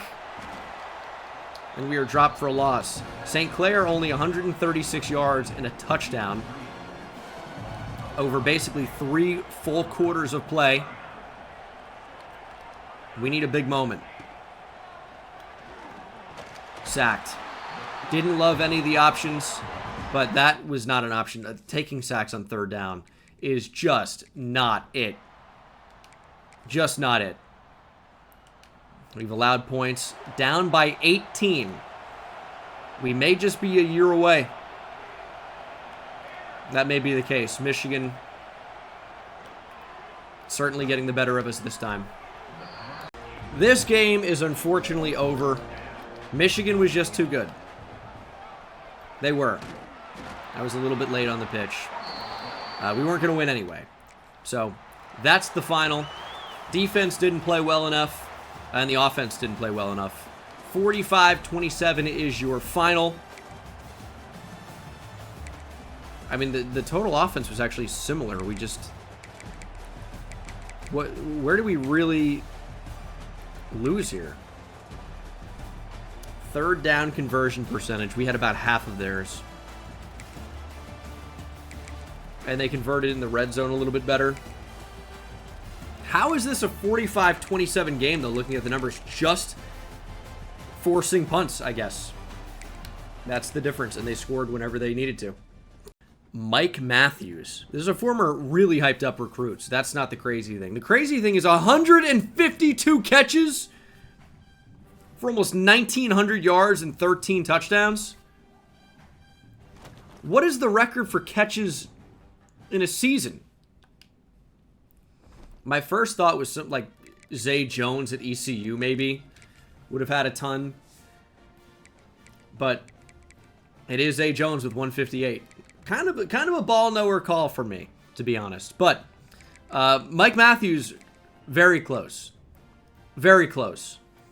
And that's absurd. Now, we are in the college football playoff. And it's a much easier matchup than Michigan. Southern Miss got in. Wow. Oklahoma State's 12-1. Houston, Purdue. Now, after Texas State, Houston could be the next team I do in that style of series. So that's something to potentially watch out for. We do have still our coordinators sticking around.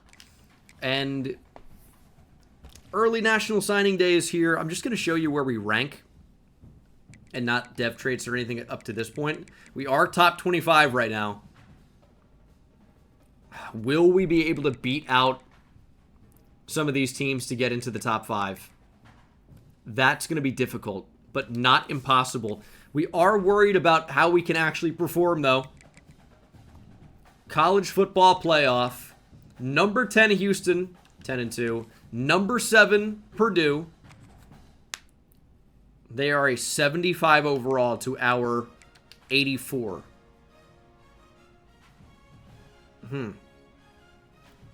Big 12 B+ prestige. It's crazy.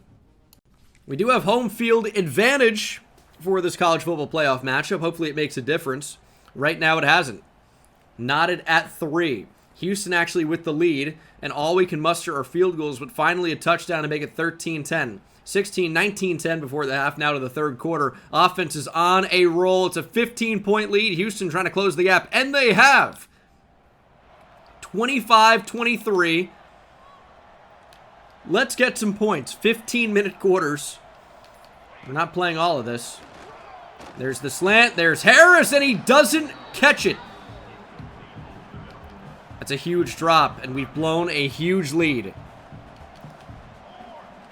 3rd and 7. I don't know what was happening with that. And what is happening with that? Look at the route. How are we not on time there? Can you not throw it in advance? We've lost this game. It's over. Houston going to go down and take the lead. Or are they? They are. And they have the ball after a punt. Austin Novosad in at quarterback for Houston. We are down by 5. We have blown a 15-point lead. We've got to make a play. Here's a run. We got to be there. We can't make the tackle. Big hit, no fumble. Houston to the hurry up. If we can force a punt or a turnover, we're going to get the football back. A touchdown wins the game. We just got a gang tackle. Sanford loses a yard. Sanford got sunned. Any Red Fox fans out there? Is Sanford and Son not a topical reference? My chat's going to have no idea what's going on. And you, the viewer, probably don't either. A few of you might know Sanford and Son, those with culture. 3 minutes on the clock. Up by 5. is Houston. And they're taking a lot of time off the clock. You can assume they're going to run the ball here, but they do go RPO. And they do stop the clock. It's an incompletion. 3rd and 11. I mean, you're passing the ball here if you're Houston. We need pressure. Get there. Get there. Lamb bursting through, forcing the throw. There's a spin move, fighting at the line. 4th and 1. Houston will punt. Oh my goodness.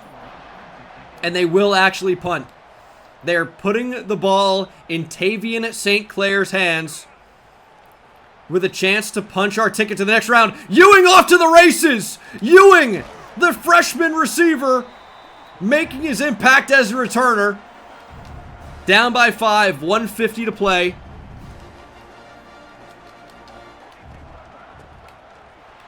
Now is when we need to clutch up. We don't need a blowout win. We just need to win. 1:15 to go. There's Mike Dragos. That's a first down. Got out of bounds anyway, so that will stop the clock. Let's go ahead and turn chew clock off. Time, to me, not really a factor for the offense at this point. Go up and get it. Nearly intercepted off the tip. That was nearly so unlucky to get the throw out of sack. Under pressure throw, I get it. But then to be dropped into the hands of the safety. The season flashed before my eyes. St. Clair under pressure. He gains 6. 3rd and 4. And we've got to pass here. I'm honestly considering a run. We're going to take off with St. Clair. We're going to get it. I don't know if they actually make it matter here in college football or Madden. I don't think so. But we did start the slide, I think, just after getting the first. I can't throw it to the end zone. We're just going to check down here. Go hurry up. 40 seconds on the clock. I don't want any of these play action passes.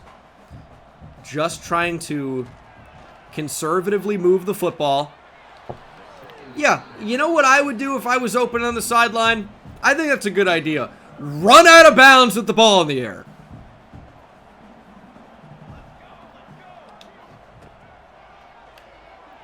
Full timeouts. They're worried about the run. I'm going to throw it away. I really didn't like anything. And it's 4th and 3.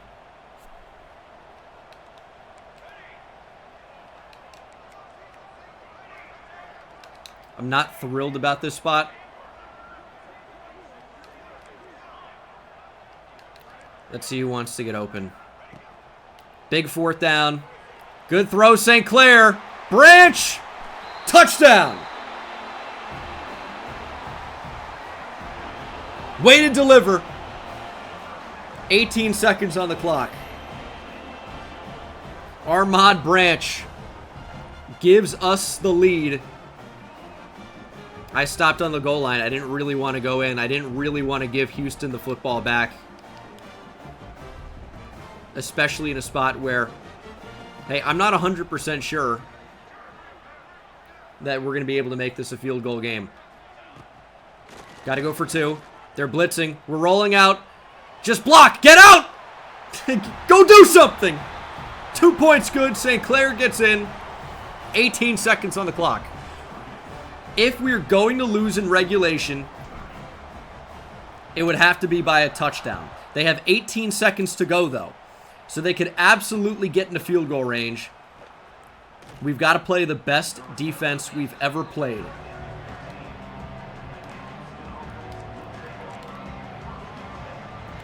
Man coverage is a bit scary. We're blitzing. Baxter forcing a quick throw, but we don't have anything from Emery. Emery was just doing a lot of watching there. Manned up on the back, had no killer instinct. We're going to pass commit again. I might leave the running back over if it means making pressure. And we're going to get him! Baxter brings down Novosad! Trevin Baxter gets his 8th tackle of the game. Keep them in front of you. 7 seconds, 1 timeout. A field goal almost seems unlikely at this point. Novosad launched to the sideline. It's caught by Houston! 0's on the clock! We've won a college football playoff game! Oh my goodness. Scary, but a win is a win. Whew. We'll take it. We'll take it. 33-30. I mean, that game was absolute chaos. But I think if you've watched Texas State Dynasty, if you've watched my UNC rebuild, if you've watched my Akron rebuild, college football playoff games, I don't know if there's some type of slider to it on the back end. I doubt it. But they are always insane. They're always insane. St. Clair did enough. We had no running game, really. The one catch Ahmad Branch made was a game-winning touchdown. Dragos carried. Sack for Baxter. And Travion Wright had a pick. We're moving on. It's a rematch in the Rose Bowl. This is not who we wanted. Well, at least... No, there's not really an at least. No, okay, I came up with one. At least, we've seen them before.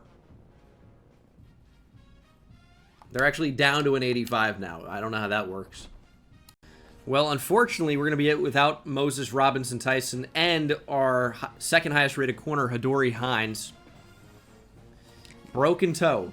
If we were able to get past Michigan, he will be back next week. If we can beat Michigan. You know what it's going to take?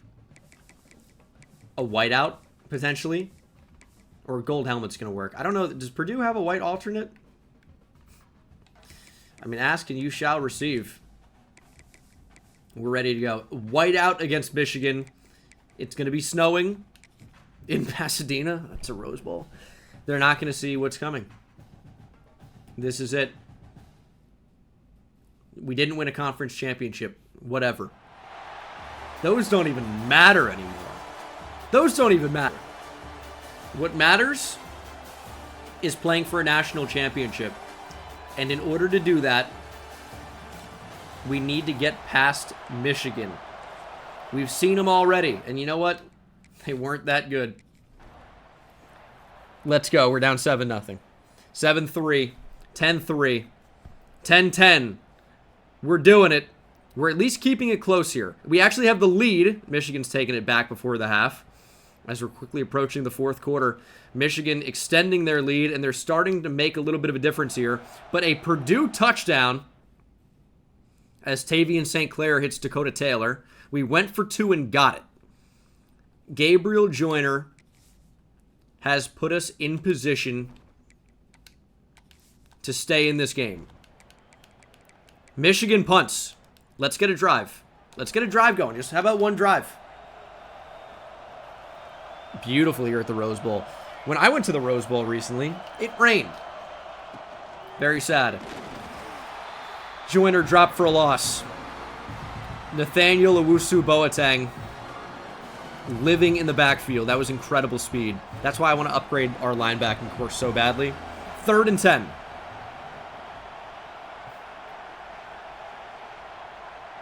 I'd be okay with a check down here to Branch. Let's see what gets open. It's a really bad route. Ball pops up. And we're going to be forced to punt. It's a pretty good return as well. Michigan with great starting field position. And they are driving. Ball on the 4-yard line. We've seen this story before. We're going to run commit. Sometimes you got to gamble. It's a run. Get out there. Rice filled the lane. Nowhere to go for Sinclair. Way to fit. Way to make a play. Man coverage. We're going to play inside. We're going to press. We're going to make a play. They're going to run. Nowhere to go. Nowhere to go. Baxter with the tackle. And we're going to force a Michigan field goal. Very makeable. However, they only go up by 6. It's still a one-possession game. A touchdown and an extra point gives us the lead. 6 minutes on the clock. Let's go offense. We've dealt with some injuries. We've got Will Johnson out there, number 2 on Dragos. And they're actually helping to that side. I don't love it. I don't love it. I don't love it. Oh, they moved him up! Incompletion. That's the same as a foul ball home run, I think, when you're pitching. Could have been bad. It wasn't, though. Sinclair on the move. We're launching it. A step for Steven!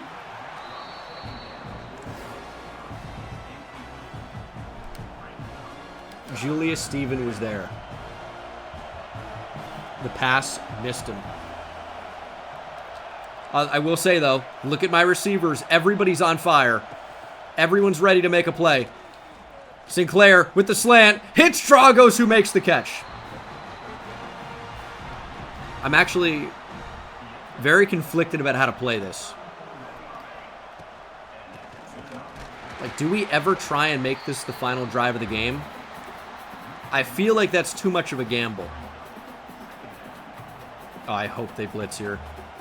Dragos could win quickly, but we've got to think about actually throwing the screen here. And we actually have a little bit of space. There goes Joyner. Joyner with a stiff arm into Michigan territory. 4:41 on the clock. I just don't know how consistently we can move the ball. I feel like trying to kill the entire clock is a scary proposition. But guess what? This is a college football playoff game. Playing a team who's already beat us.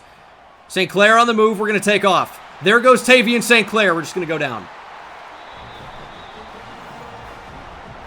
This is a weird spot. The time is just so strange. I think we do try to take it all the way now. We may have to be a little bit more systematic, though. Here's the run. There's Joyner. 5 yards is good. They're going to give him 4. He's approaching 100.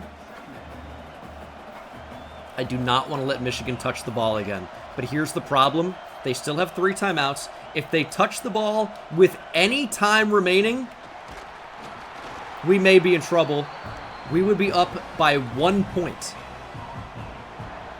That's the problem. We would be up by 1 point. So if Michigan can get into field goal range, they'd probably drill it from 55. That puts us in a really, really scary spot. And there's actually, obviously, no guarantee that we're even going to be able to move the chains here. 3rd and 5. Got to get it to Harris. Just go down. St. Clair took a shot, but delivered a good ball.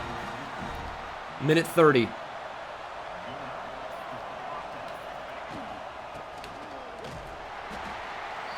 We're going to go inside a minute.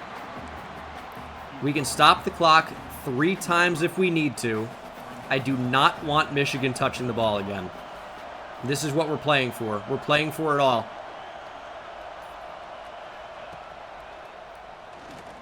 Check down. Joyner's open. Joyner gets the first. Michigan now should consider calling timeouts. Again, we can stop the clock. It's going to go down a bit.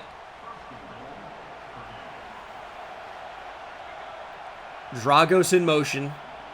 30 seconds to go. I'm expecting this to be a potential negative play. But it could be good for us. Dragos with the spin. Mike Dragos to the 3. We're going to call a timeout. 15 seconds. The cross looks like it could end up being wide open for Branch. The safety, 22, is hiding. He was hiding. Bush League. Throwing over the middle. Touchdown, Branch! Armand Branch has done it again. He doesn't catch many passes, but the ones he do seem to matter more than anybody else. Armand Branch with a touchdown to tie. Only his second catch of the game. There is some wind. Michigan has tried to ice us on the extra point. Good try, idiot. Doesn't do anything. Oh, it does. The meter went away. The extra point is good. 12 seconds on the clock. Michigan with 2 timeouts. It's probably good enough for 2 plays. That's what we've got to protect against. 2 plays.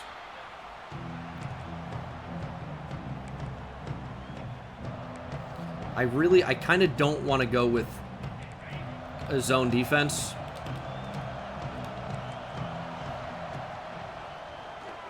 Marable dropping back, throw over the middle. 8 seconds. That was quick.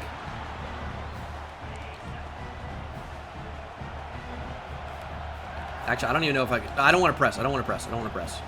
8 seconds, pass commit. Shot to the outside. We've got to make a play on the ball! No way he caught that! There's no way he caught that! Are you fucking kidding me? There's no way he caught that! Off the tip diving? Are you kidding me? This is a fucking joke! There's no way! There's no way! There's absolutely no way! That is the most unbelievable catch I have ever seen. I have never been fucked over harder in a game. It's one. He got 2 down even. He flexed on us. Are you joking that this is a catch?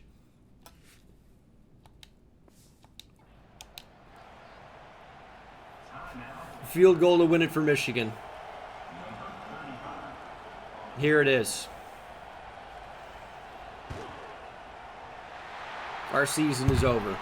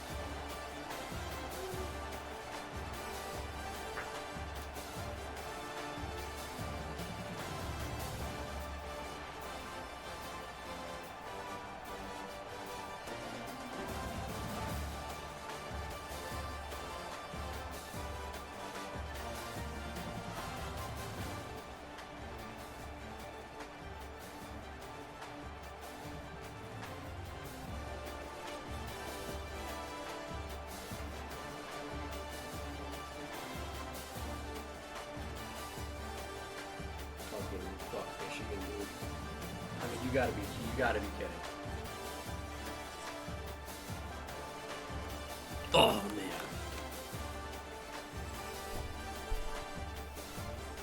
To lose 38-28, or 30-28 like that on this play. I've said it before, I really think this is the new worst loss I've ever had in a game. He launched it into double coverage, double swatted it, and we got 17 coming from fucking Narnia. He was, dude, this is like Ed Reed. He had a 6th sense. He's like, Hail Mary? Nah. I know he's not doing that. I know where I have to go. I know what I have to do.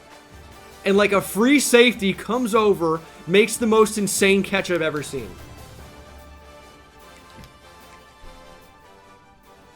I feel insanely cheated. But at least I kept my composure.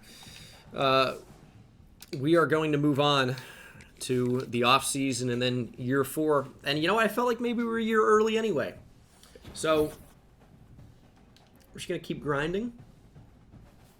I can't really believe what just happened. And you know what? They lost. Good.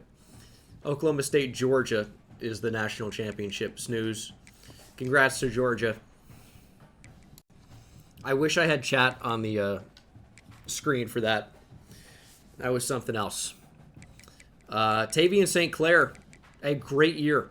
3,600 yards, 28 touchdowns to 4 interceptions, rushing. We fed Gabriel Joyner a lot. He didn't do much with it, 4 per carry, but that's okay. Receiving, Corey Smith went over 1,000. Julius Stephen didn't produce as much as I wanted. I don't know that he played as much as I wanted him to. Defensively, 10 TFLs for Schwab as a true freshman, 9 for Isaac Stephen as a true freshman. Didn't really have a ton of success pressuring the quarterback, but we did force a ton of turnovers, so I'm happy about that. And hopefully we don't lose our entire team to the transfer portal and the NFL draft. Do get another commit, though. 3-star receiver Spencer Whitaker. Good depth. Keeping him in state. And this is the moment of truth. Yeah, it's pretty bad. It's pretty bad. Yeah. Now, a lot of these freshmen aren't actually that good. Yeah, go transfer due to pro potential. You're 64 overall going into your sophomore year. It's over for you. But Tavian St. Clair actually is not no chance. So there is a chance that he would come back. And the chance is actually 0 because he's leaving. What about Tramar Harris? This is not one that we really need. So I'm kind of okay with that. I would like to keep the younger, higher-rated players. So Trevin Baxter would be nice. Just kidding. I don't like him even. What about Josh Ewing? Has decided to stay. Elite development freshman sticking around. And our pro potential should be going up. So that is nice. What about Sean Hammonds? No. 5 persuades left. I mean, we don't need you at defensive tackle. More depth in the O-line could be nice. And David Tauanu has returned. Zintrique Sote is gone. And got a couple more offers here. We do need more depth at running back. BJ Holiday has not been persuaded. Don't really need Drew Hickson. What about Smiley Bradford? No. We have one more left. Probably try to keep one of these Mike linebackers. Ty Booty has blow up and has not been persuaded.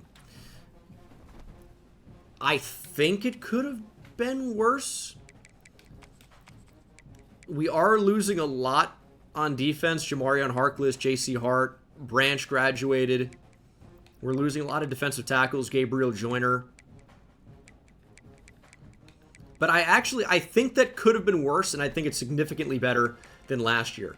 The big problem, and this might be a big one, we're losing a 95 overall quarterback, 96 overall. That part I'm not as thrilled about. The transfer portal is much better for us this time around. There are actual players that we can go after, including some at big positions. So even though we bring in a 5-star freshman running back, we do need more.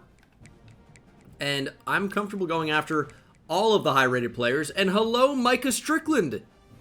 Texas State Dynasty legend. Don't mind if I do. That's not that bad. We could really upgrade a corner and safety overall. I also need a quarterback, though. Bryce Underwood. Oh, he was at Michigan. He was just hurt. And now he's transferring and he won't give us a shot. Playing time. Dude, we have good playing time. Is everyone so worried about fucking Carl Longo? Excuse my language, but... Dude, we don't have Tavian St. Clair. He's going to the draft. We don't actually have great playtime. There's no way Carl Longo is stopping you from considering Purdue. There's no way. Feels like Texas State Dynasty all over again. Micah Strickland in the portal. Lionel Burks. The secondary is going to get a massive improvement. We do land 4-star Gabe Tompkins, but we're probably not going to get Dier, who is a slightly higher rated transfer portal running back. We do lose Wimbley and Coy Beasley. It's still going to end up being a great class for us. It will be top 5. I really feel strongly about that. Right now it's 14, and we only have 14 committed. It will be top 5. No question. National Signing Day. Who did we not get? We did get a lot. We didn't get everybody. I saw somebody went to either Tech or Wisconsin. It was something red. Mike Triner. I don't know what we're going to do at quarterback. And then Bullocks picked Wisconsin, which sucks. We did sign a class of 33, though, putting our class top 5 indeed. I knew it. Number 3 overall. 5 5-stars, 6 4-stars, 21 3-stars, and a 2-star. And we'll check out the dev traits. Number 1 player in the nation, Chris Clark. Elite dev. Star for Duke Copper. Big upgrades at linebacker. Elite for Ricky Washington. Elite for Legend Ejiofor.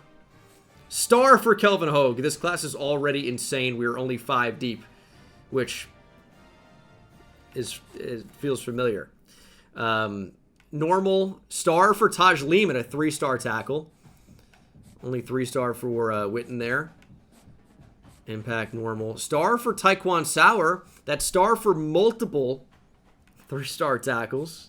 A lot of normal, though. Star for Lincoln Cure, the 4-star tight end transfer. Top 10 transfer portal player. Micah Strickland star. Lionel Burks star. Gabe Tompkins star. If we can keep these guys for another season, they're going to develop so much. Babineau has star dev. What a class for us. It's not just rated top 5 and then not good. This is an incredible class. And Lincoln Cure, by the way, is already a 90. This might be a first-round tight end. And we're about to get all the off-season upgrades. I think we were about a year too early last time around. Now, I think we might be the team to beat in the Big Ten. Michigan's time is over. Hail Mary, say what you want, whatever. Their time is over. In terms of the freshman overalls, by the way, should be an easier way to show this. 77 for Hogue. Copper's a 77. Chris Clark, even the kicker, Joel Small's a 77. Legend Ejiofor, 78. Ricky Washington is a 79.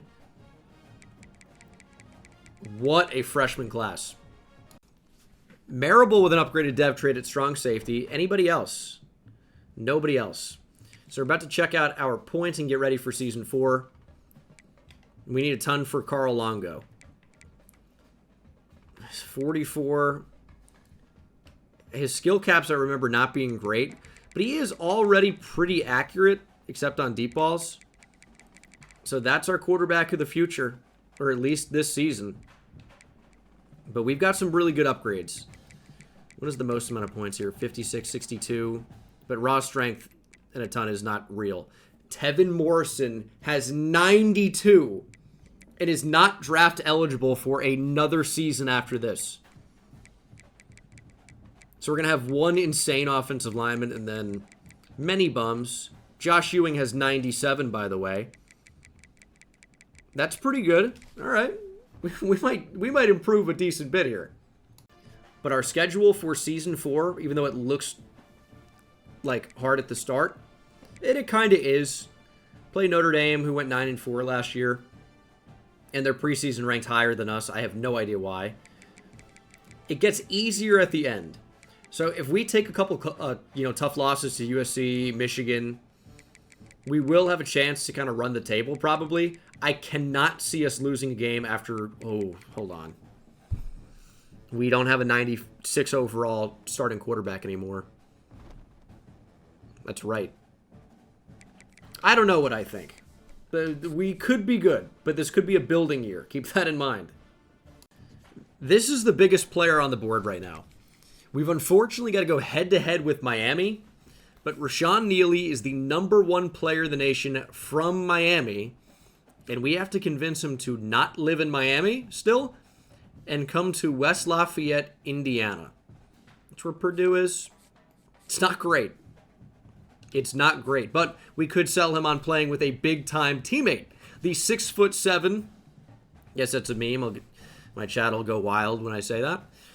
235-pound monster athlete, 86 speed. We got to start setting up some visits and get these guys in at the same time. Micah Strickland dislocated his ankle. He's not out for the season, but he's going to miss a lot of it, and he is by far our best corner. So that's already tough. Also, if I didn't mention it, Tevin Morrison's up to a 95 overall. He is unbelievable as a true freshman. 99 pass blocking, everything. We are number 1 for Rashawn Neely. Miami has actually kind of stopped recruiting him. And he really is infatuated with the state of Kentucky, supposedly with Kentucky and also Louisville. I don't know if he's good, but he might be. But he's the number 1 player in the nation. Like, he's surely good. Unless he's not. Can we get revenge on Michigan? This is only a regular season game. They've already lost. And we have something, maybe. There's definitely been a result. We are 4-0. And if you haven't seen the fully upgraded team, we did manage to get our quarterback up to an 85 overall, playing up to an 86. The real downside with him, though, is his throw power is completely maxed out at an 84. He's almost completely maxed out as a player. So he does kind of stink. That's why we need the other quarterback so desperately. Desperately. But the team is looking good. We're at an 88 overall. The offense could use a bit of a boost, but the team itself is phenomenal at this point, or trending towards phenomenal. This is a really big week for us. Notre Dame is 3-3, but it's a rivalry game, and it's a rivalry game with recruits on campus. Rashawn Neely. This is a big one. Miami's starting to make a push again. Louisville, Kentucky, all kind of outpacing us because we did not have a hard sell. I think we can go back up, but this visit is going to be everything if we're going to stand a chance. Joining him on campus, Philip Odom, KJ Carlisle, and Chip Herman. Herman, I do think we have a chance with the visit.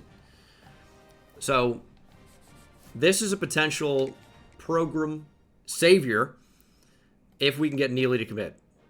Now, our championship contender is a B+. Yeah, I think we did start 4-0. And now we're 4-1 because we lost 31-28 to Illinois. Maybe it's their year. We need to beat Notre Dame.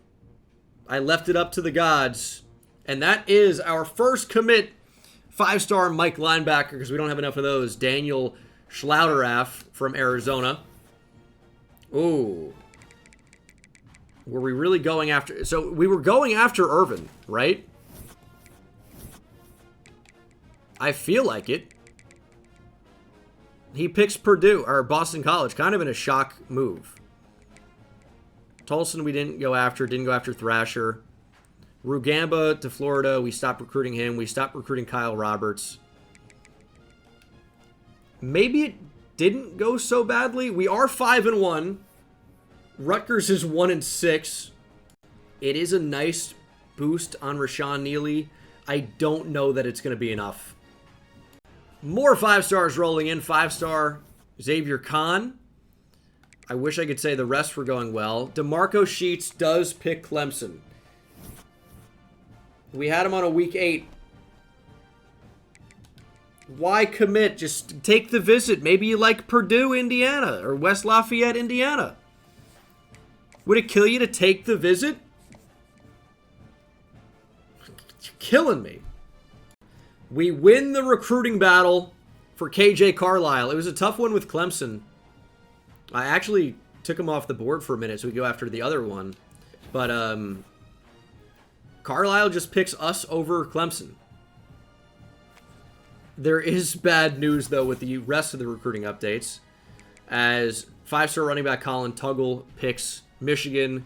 Chip Herman picked Duke. Kind of stopped recruiting him a little bit. But we do land a 5-star. We are 6-2, though. We just lost, unfortunately. And it's going to end up being a recruiting battle for Rashawn Neely. And it looks like probably not a battle we're going to win. And our play style continues to not go up for Philip Odom. I'm going to try swaying again, maybe. But, dude, the D- play style, and especially the D coach stability, is the dumbest thing, because we have coach stability. We've been stable. Really frustrating. We could try to upgrade to a C, but it's still not a good pitch overall. So we got screwed on this one, and it really looked great from the start.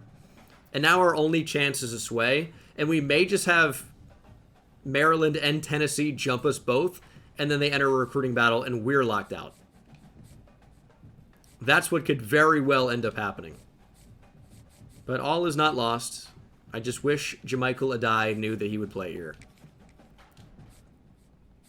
We are going to lose a lot of battles, though.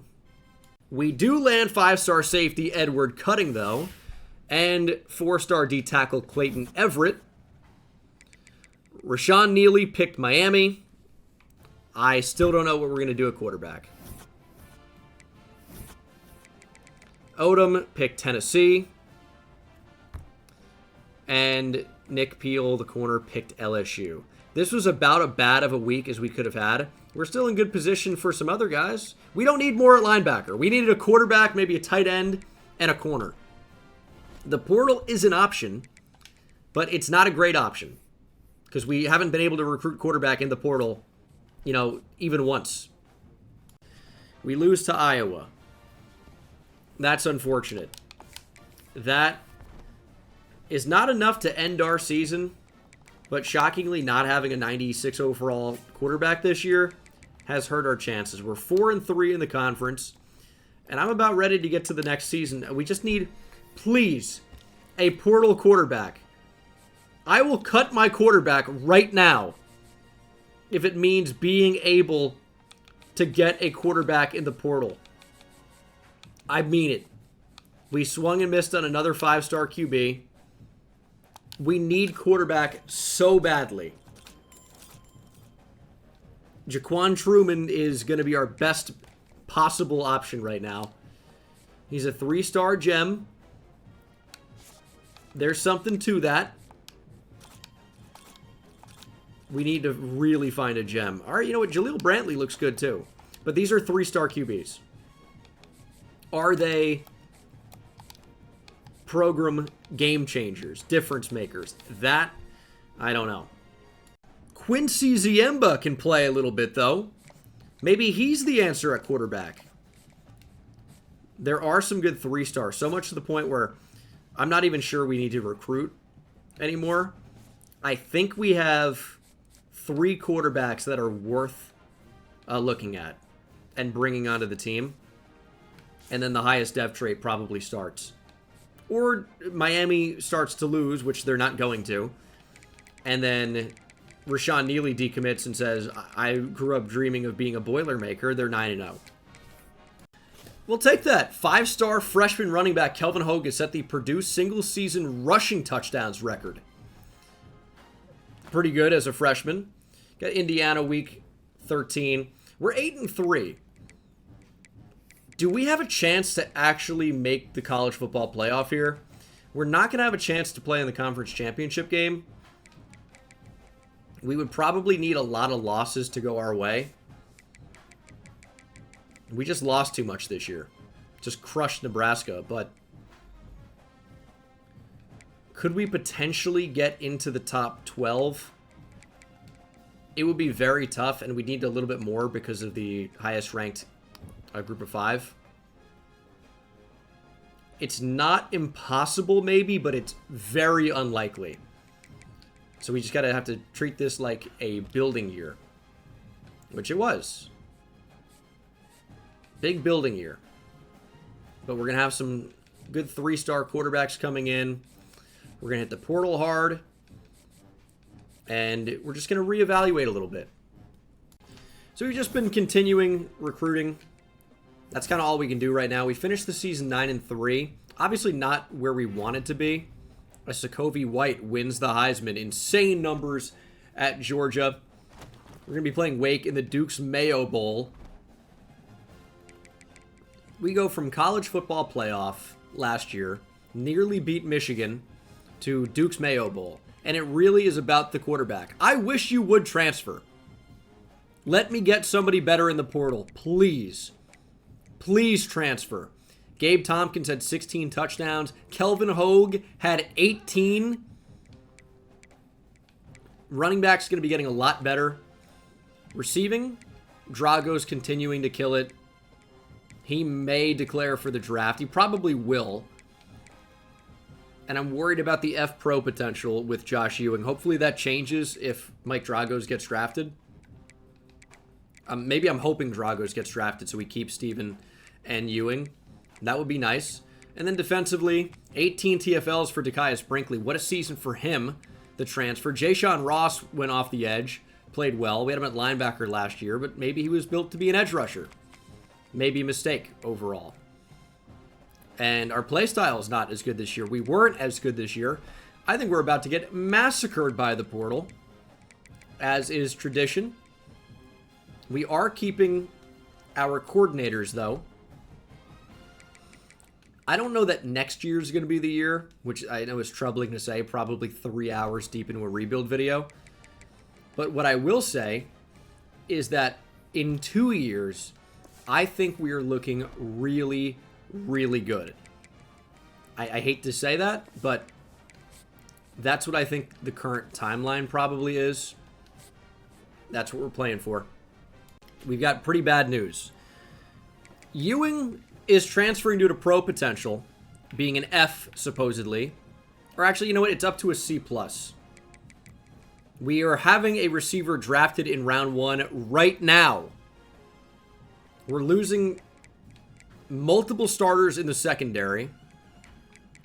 We have enough persuades to try to bring everybody back, but it doesn't look great. And then outside of that, we're still losing a lot of talent. Damon Marable's gone. Lincoln Cure expected to go round 1. We're losing so much on defense. We're losing a lot of our best players. And I think we're probably about to go over on the persuades. Dragos and Burks are gone. Strickland, not been persuaded. Shakir Peacock has not been persuaded. Josh Ewing would be the big one. Nope, he's gone. Jamar Blunt, nope. We have lost everyone but David Newton. I'm stoked. What a success. Kentucky continues to be a threat, a force in the recruiting game. Major Chun picks Kentucky over your Boilermakers. I was getting so ready to call him either Big or Major Chungus, and unfortunately, that is now a pipe dream. But we did sign the number 1 class in the nation, 5 stars that led all of college football, 12 4 stars, 15 3 stars, and 3 of the 5 stars we signed play Mike linebacker. We are LBU now. So that's a thing. National Signing Day, we get to see freshman dev traits. KJ Carlisle has elite. He looked insane. So very happy to get him. Impact for cutting. Daniel Schlauderoff has elite. Con with impact. Impact for Clayton Everett. Anyone especially noteworthy? Now, I did see a quarterback that had star dev.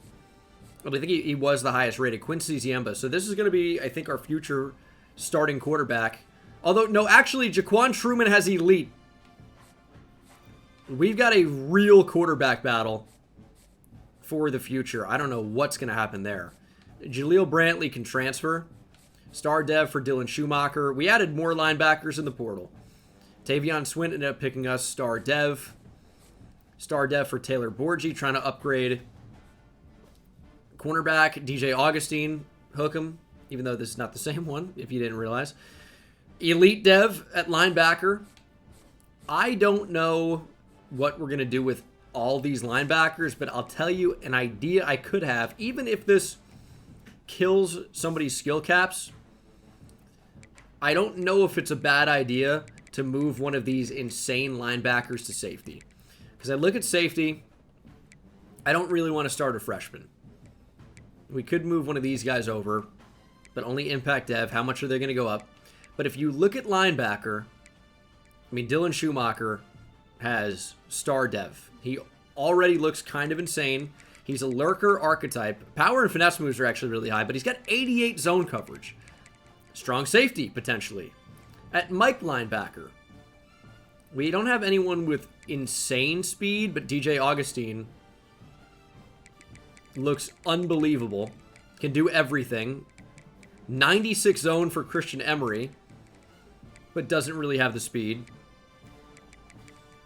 Somebody's got to move back to safety. Who wants to do it? Is anyone that fast? Not really. Oh, man. Well, what do we do about that? Did we not get... Yeah, I'm like, where's Chris Clark? Chris Clark is only 215. I feel like he looks like a safety. Now, will his skill caps get absolutely obliterated if I moved him to safety? Decent chance, right? Decent chance. Maybe we do just give it to Schumacher because he's already a senior and he's got decent speed and good coverage. The skill cap position change thing is, you know, a little bit tough. But we are so strong at linebacker, and I just need him to probably play safety. He's only 222 pounds. So it's not like, oh, that's a crazy heavy safety. Heavy, but not crazy heavy. And his skill caps tell me they're not crushed. Okay. We can work with that. It isn't amazing, but that's pretty good for moving him back there. That's about best case scenario. Cornerback should get a big boost this year. Ricky Washington, I think, is going to be a star. And we have so many insane linebackers. You'd think their position caps wouldn't get crushed moving to outside linebacker, but it's definitely a possibility. But I can try it. I mean, maybe Duke Copper to outside linebacker? I think so. He's got star dev. You know what? Legend Ejiofor is not going to start at middle linebacker. I'm going to end up moving him, I think. He's a legend. He can do everything. Anyway, I'll handle position changes, and I'll show you the team as we get ready for 2029. Unfortunately, only 80 skill points for Tevin Morrison. What are we going to do? However, Dylan Schumacher actually upgraded his dev trait to elite. So he has 63 points now instead of maybe something in the high 40s. The thing is, I just don't know what to do with Carl Longo. Because he's pretty much capped out. He is capped out. There's really just nothing that can be done. We needed a quarterback really badly. And we didn't really have any way of getting one. Because the good transfer portal quarterbacks are like, you have a quarterback. But we actually don't, though. Go back to Starkville. We needed this last year. A 5-star quarterback from Indiana. Purdue at number 1. Another 5-star quarterback from Louisville this time wants to go to Purdue. We want these guys, but like a year or two ago when we can actually get and develop them. If we had them last year, it would have been like Christmas in July. All right, yeah, I know that was not exactly an awesome joke, but we're looking really good at quarterback right now. Linebacker is amazing. We could potentially upgrade at running back somewhere, but this team next year or a year beyond that, I think not only are we going to be potential national champions, but I think we are going to be a true powerhouse of college football. I think we were going to be a very, very, very tough team to beat. Give me all the speed rushers. Those are the types that I think actually look good in the game. Pure power is okay. Power rusher is okay. I definitely don't want anything to do with edge setter. Yeah, no chance. Oh, I'm on fire right now. I wish I could be in the audience. I wish I could be in chat watching. I'm actually a little bit conflicted because Drayvon Jerry could be good. He doesn't want it like that. He's a playtime deal breaker. I don't know if we're going to have a chance to get him. But this quarterback might be one of the best in all the land. He's got really good throw power, pretty good accuracy, pretty good speed. But this guy's got a sharp set of tools as well. Good throw power, great accuracy, still good speed, and he's from the state of Indiana. And Drayvon Jerry's time is done. We will be getting a 5-star quarterback, if not 2. We're starting to look pretty good. Dylan Schumacher is going to be playing up to a 98. Tevin Morrison's a 97. DJ Augustine is playing into the high 90s. We are starting to look really, really, really good. And we have a quarterback. Carl Longo is here. So, running back could look better. I'm not spending my points on Tavion Swint, by the way. He cannot be upgraded. Completely maxed out. So, I don't know what to do about that.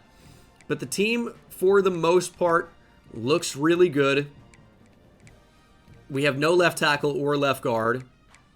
I'm afraid to move these guys over because then I'm going to encounter the skill cap thing where they just gain a ton of skill caps switching sides. So I didn't realize that, but I'm keeping them where they are for now. I can't actually change their positions. So much depth on this team now. And it's only going to get better if I start to go into tactician to boost these guys up that way. Linebacker looks amazing. Corner is going to look amazing. Ricky Washington's a true sophomore with incredible coverage. He can't really catch, but everyone's got their deficiencies. And this team is so ready to go. The only thing holding us back happens to be the most important position. We really don't have a quarterback. And that is an incredible problem. And unfortunately, there's actually no workaround. We just still don't have a QB. The thing I love about this team is the defense for this year. It's so amazing. We have so much depth. Hopefully, these guys continue to get better over the course of the year. But Legend Ejiofor, DJ Augustine, Christian Emery, and Chris Clark. Chris Clark could be insane. True sophomore right now, 91 speed, 96 acceleration. Coverage is already great. His tackling's pretty good, and hopefully that will continue to go up. We have so much depth on the D-line. We have talent at receiver for the future, and 5-star freshman KJ Carlisle I feel like could be incredible in the long run. This team, I think, the only thing holding it back, as I continue to say, is the quarterback situation. That's the difference between us and a national championship right now. I really hope we have what it takes to get to the college football playoff, even with a not-so-great quarterback. But I'm telling you, it may not end up happening. We've finally done it. A 5-star quarterback has committed to Purdue, Elijah Sharp, from Fort Wayne, Indiana. We keep him in state. Finally, a 5-star. In the process, we've lost a 4-star edge and a 5-star wide receiver to Ohio State. Why do they keep making the same Ohio State mistake? We're 5-0, 3-0 in the conference. This, even with the not-so-great quarterback, could be the year. We have more potential 5-stars on the way, and I wasn't even able to get any visits going because we didn't have a visit week until week 6 was the first one, which was a bye week, and then 8, 9, 10 is just now coming up. So we did get a 5-star quarterback. We have more 5-stars on the way. We're crushing it, even though we've had some failure already. We are crushing it overall. And we may have another 5-star quarterback on the way. Should we keep going after him? The answer is yes. Yes, because maybe Sharp doesn't have a good dev trait. You ever consider that possibility? We don't know.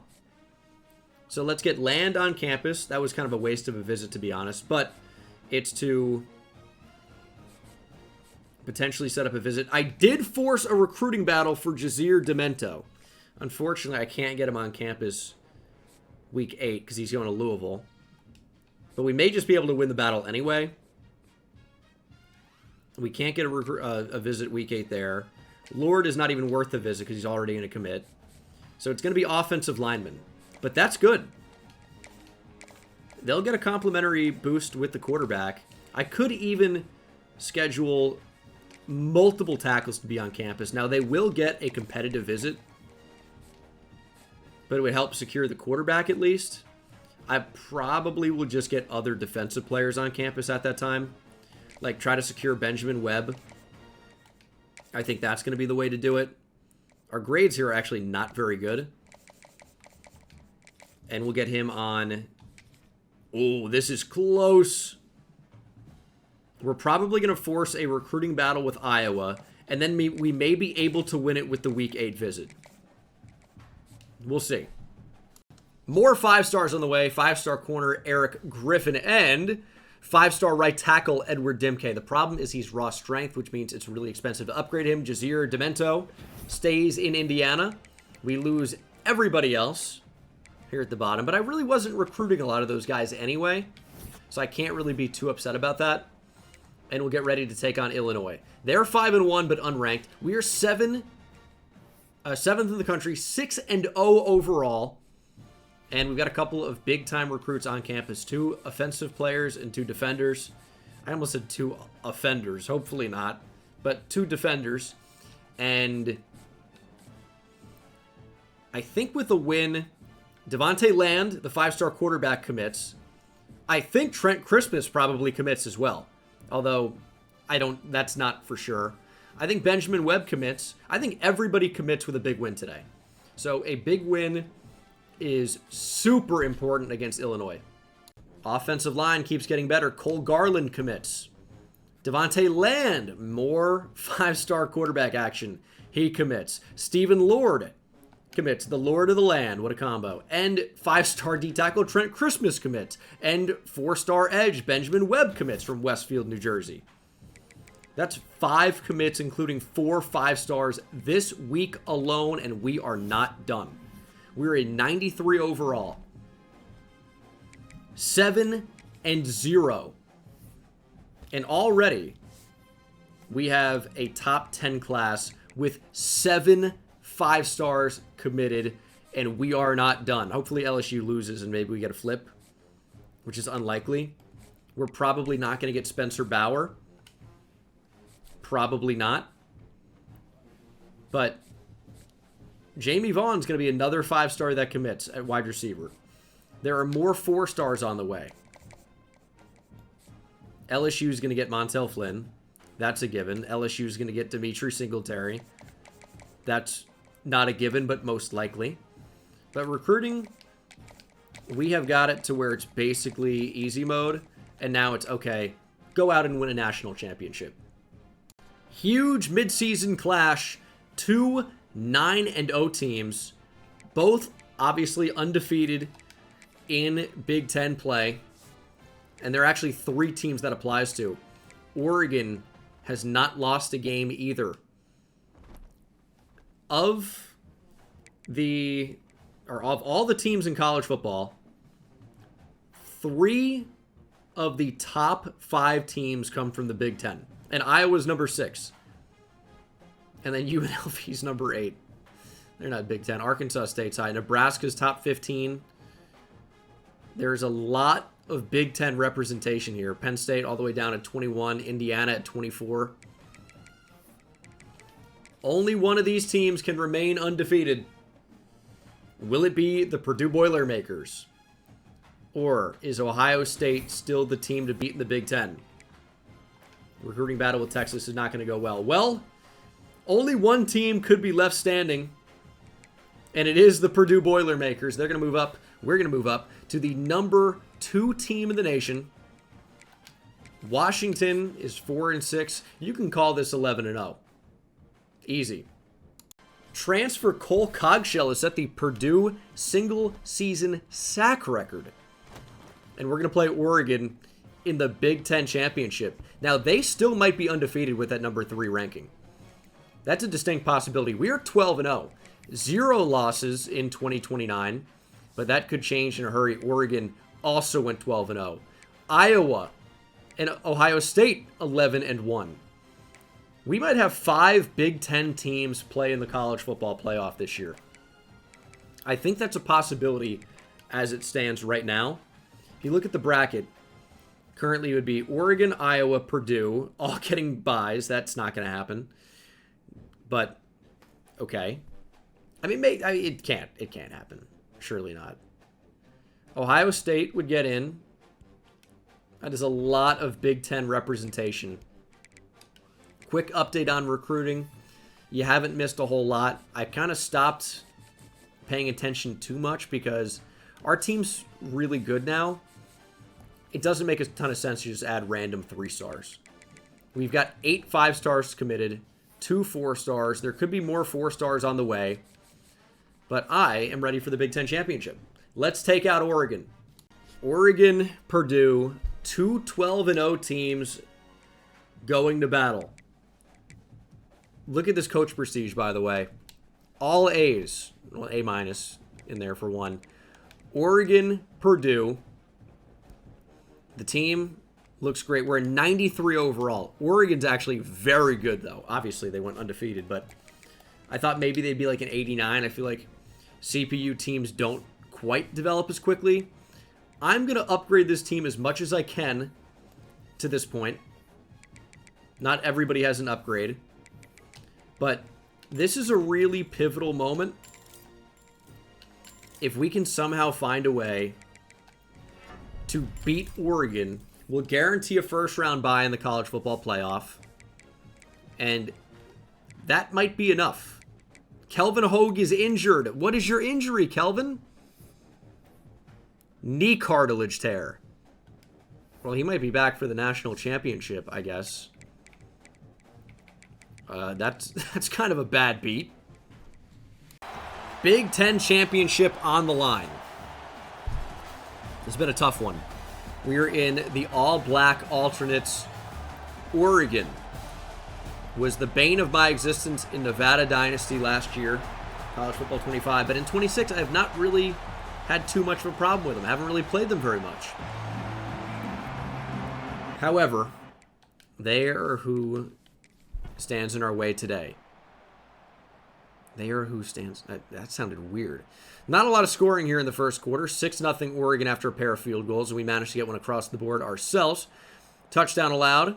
13-3, 16-3 Oregon now. 24-3. This is a blowout in the Big Ten championship. But maybe we're not dead yet. Defense gets us a stop. Down 14. Longo. I need something special. Safety's creeping over. Do we take a deep shot? Well, I'll tell you what I wasn't trying to do was that. I thought I saw a quick release from our top receiver. Unfortunately not. Yeah, Longo unfortunately doesn't have the best arm, but he's got accuracy. If you remember that game he played when there was an injury to Tavian St. Clair, he came in and threw the ball really well. He's got accuracy and throw power really. I think most people don't realize this. They think throw power is how far you can throw a ball. It's a factor. That's not really what throw power is important for. That's not what arm strength is important for. Arm strength is important for tight window throws. Anyone can throw far. You get enough loft on it, you can throw far. I can throw a ball 50 yards. And it's not a brag. It's not especially impressive. But to be able to throw a ball 60, 70 miles per hour, or a football, I should say, that's what arm strength is important for. Throwing into extremely tight windows, and they get really tight at the NFL level, which is why, throw power matters so much. You need to be able to fit the ball into windows that barely exist against great defenders. Nice catch, Brockle. Let's go. We need points right now. I don't know that we have a step. Come back to the ball. Underthrown DPI would have been incredible. It didn't happen. We need a touchdown. We've got time. We've got time. That's the thing. But we need to be able to move the ball. Longo under pressure. We're going to try to throw that. Sideline. Catch is not made. Man.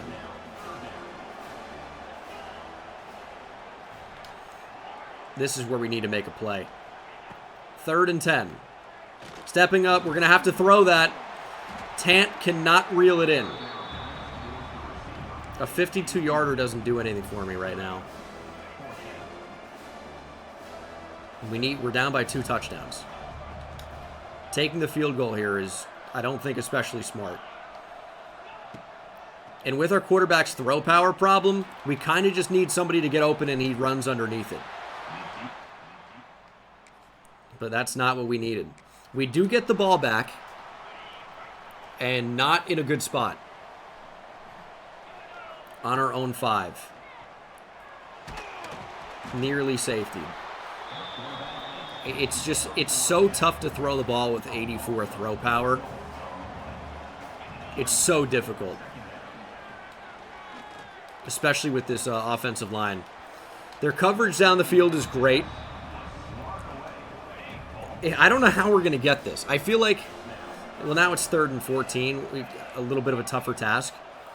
But I feel like our best chance was probably just run mesh or something, and that's going to be intercepted. Try to throw it underneath and have somebody run after the catch. But that's easier said than done when these corners, linebackers even, are not giving us any separation. It's like our only choice is to nickel and dime down the field, but it feels like we don't have enough time to do that. It's over. It is tough to play with 84 throw power against this type of a defense. I think they were a 94 overall defense. It's tough when we do have open receivers and it's an automatically contested catch because the DB or the linebacker, whoever is in coverage, just has so much time to get back in the play. So it's tough. It's legitimately 84 throw power. That's really tough to deal with. Deuce Knight of the Memphis Tigers is your Heisman winner. And, I mean, we're about to find out our college football playoff opponent. And we actually still got a first-round bye as we're ranked inside the top 4. So if you guys don't know, I'm shocked to see 3 Big Ten schools here. I thought we would have dropped maybe to 5. But you're not getting penalized as much for conference championship losses. So I guess that logic's right. But the new change for the college football playoff moving forward is just the top 4 rated schools get the 4 highest seeds. Kelvin Hogue should be back any day now.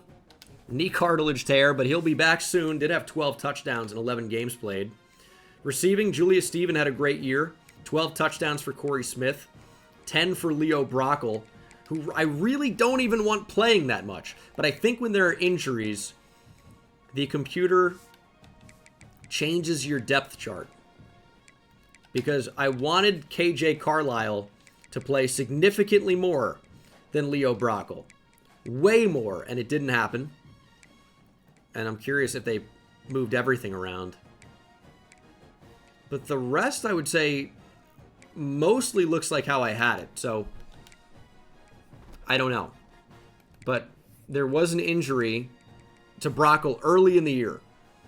So maybe that changed something. We'll also check out the defense here before heading into the playoffs. Getting a first-round bye is huge.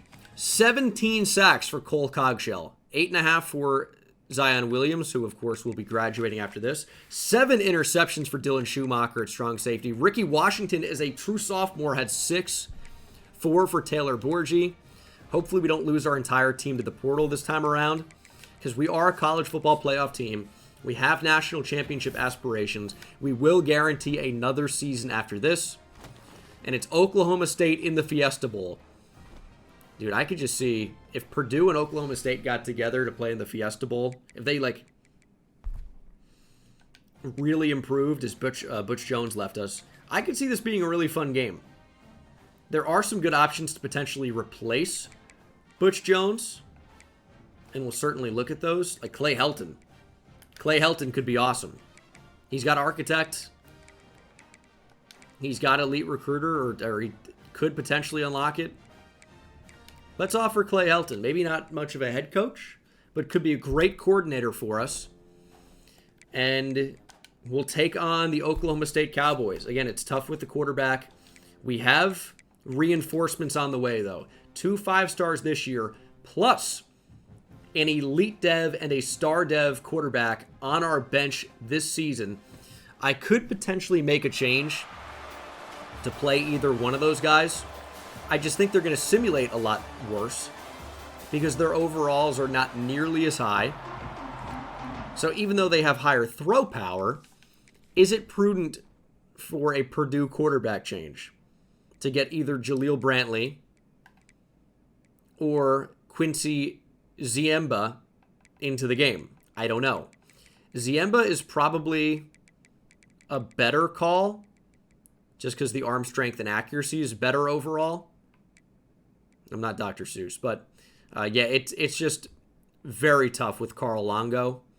He's the highest rated. He should simulate the best. But when it is time to jump in, we might have a Jalen Hurts Tua situation where we make a change for the good of the program as we are out to a 10-3 start. Oklahoma State really doesn't deserve to be on the same field as we are on. Couldn't have said that worse. But they're actually making it pretty close. 27-12, starting to pull away. 34-12. Okay, this one is in blowout territory at this point. Oklahoma State, you gave it a great run. But this is actually a murder. 54 for your Purdue Boilermakers. 19 for Oklahoma State. 27 in the fourth for us. Carl Longo threw for 4 touchdowns. He's dominating in sim. We ran the ball pretty well. Tavion Swint with a great game. Gabe Tompkins, pretty nice game. Receiving 2 touchdowns for Corey Smith. 4 for 126 for KJ Carlisle. Please don't transfer. I'm trying to play you. Please don't transfer. And then defensively, 4 TFLs and 4 sacks for Cole Cogshell. He is on another level. A pick for Taylor Borgie. If we can keep this team together, we really could be national champions. The problem is I'm not going to be able to play very much because of the throw power thing. I'm telling you, you've seen it. 84 throw power is basically unusable in the game. You can't really throw anything. But now Carl Longo, of course, has the Purdue single-season passing record. But if we can just simulate a little bit, touchdowns now as well, and have him dominate in simulation, Cole Cogshell continues to be a beast. Is that the Big Ten sack record? He's insane.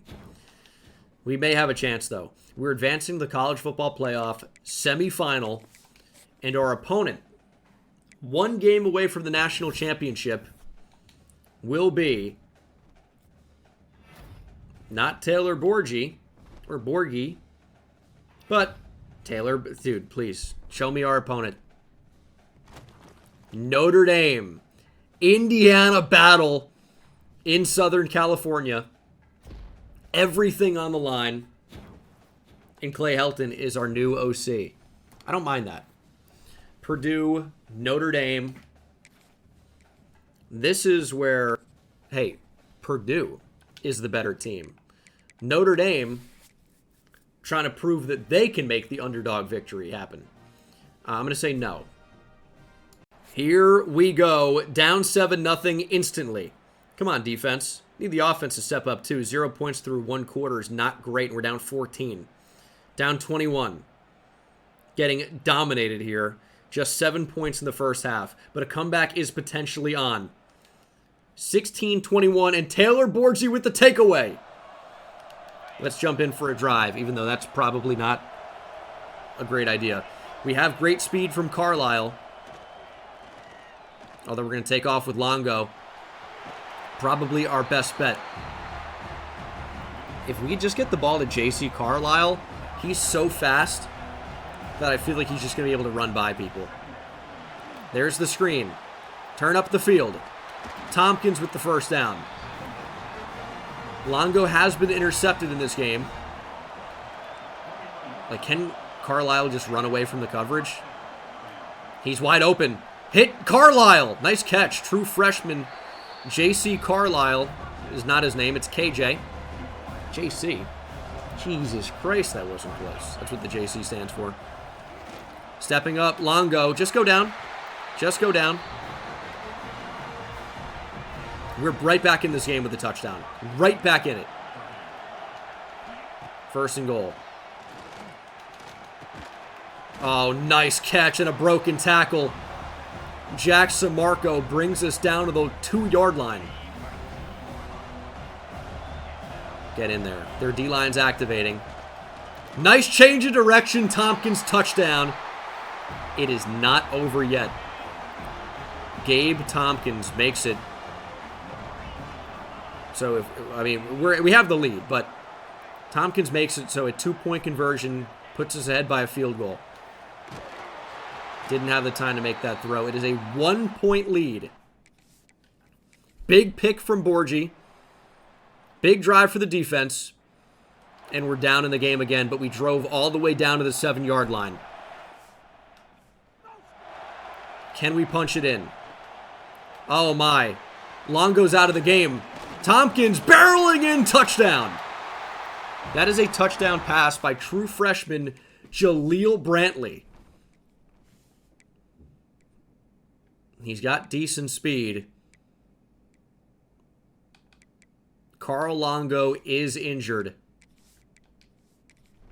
Is it even bad? Foot sprain, 2 quarters. He is out for the game. I think we're going to try Zimba. Zimba's a little bit more accurate. That could end up being huge here for an inexperienced freshman. But the other freshman just threw a touchdown. My counter to that is, well, it was it was a screen. However, a Carl Longo 28-yard run put us in position to even throw that screen touchdown. And I just saw another interception in there as well. Jamar Byler is struggling. Yeah, get Zimba in the game, dude. 29-29. Ball on our own 5. 5:49 to play.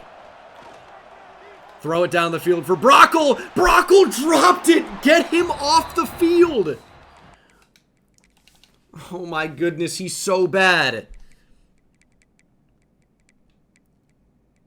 Leo Brockle, how do you possibly drop that? I mean, we need more speed, though. It's going to be Deion Tant, who we've seen drop the ball as well. We got to get the ball to KJ Carlisle. Quincy Zimba's been picked off, by the way, in Sim. 2nd and 10. Big moment for the true freshman. He hits KJ Carlisle. And this needs to be the final drive of the game. I think we've all realized this. We cannot afford to give Notre Dame the football back. Tompkins over 120 yards. I'm not sure he can continue to stay in the game. A little bit banged up. Here's 2nd and 9. Slant there from Carlisle. He makes the catch. Terrell Rugamba is injured on the play. He was somebody that we actually recruited, if I recall. Now he's hurt. Don't cry about it. Hit it, Carlisle. It's not a great throw. 4th and 1 from our own 28. We're going to have to punt. We're going to have to punt.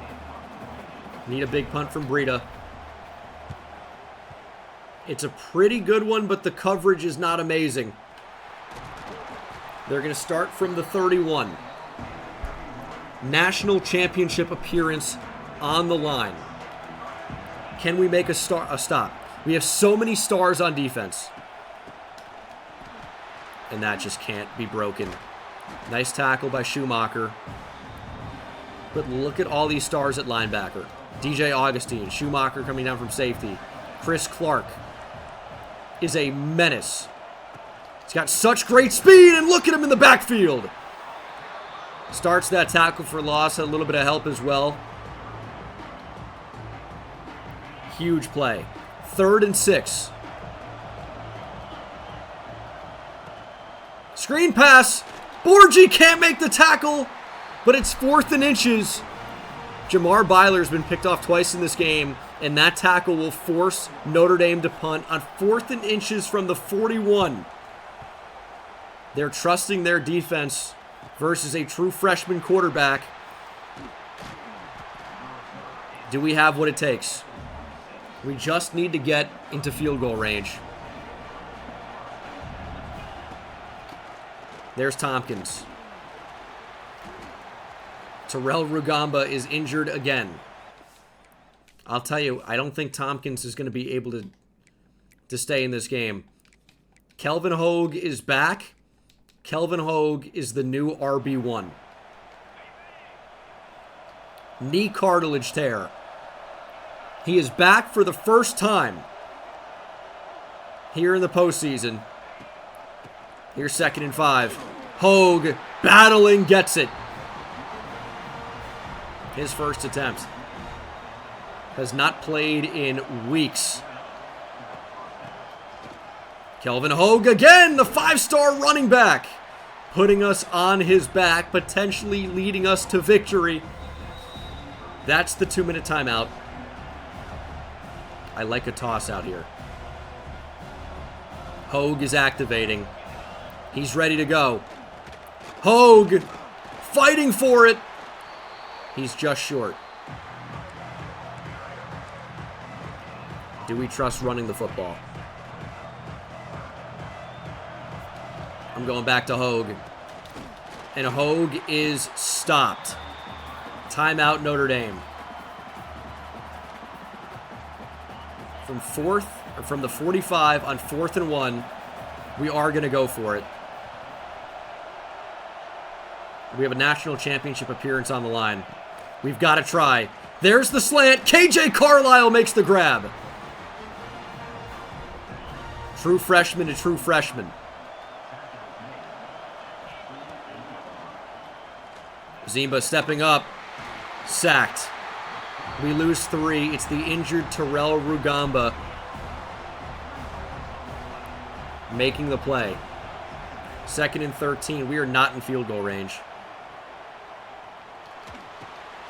Tight end makes the catch. 3rd and 7. They've got Fiend on. We got to go crazy here. Here's the 3rd down. Zimba dropped for a loss. Timeout Notre Dame. We had too much going on. Couldn't find anywhere to get the football. The slant from the tight end was not the call. Needed him on an out or something. Or even, yeah, probably an out. And we have no choice but to punt here. Hopefully it's a good one. But this game may be destined for overtime. Very good punt. Could have been better. We are headed to overtime. Notre Dame did not play aggressively. We're going to play defense first.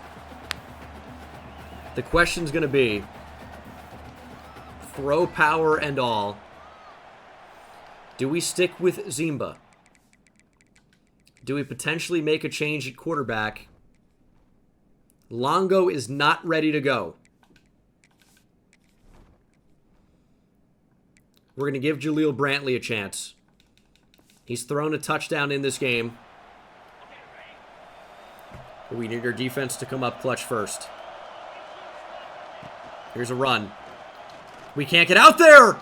Schumacher can't save the touchdown!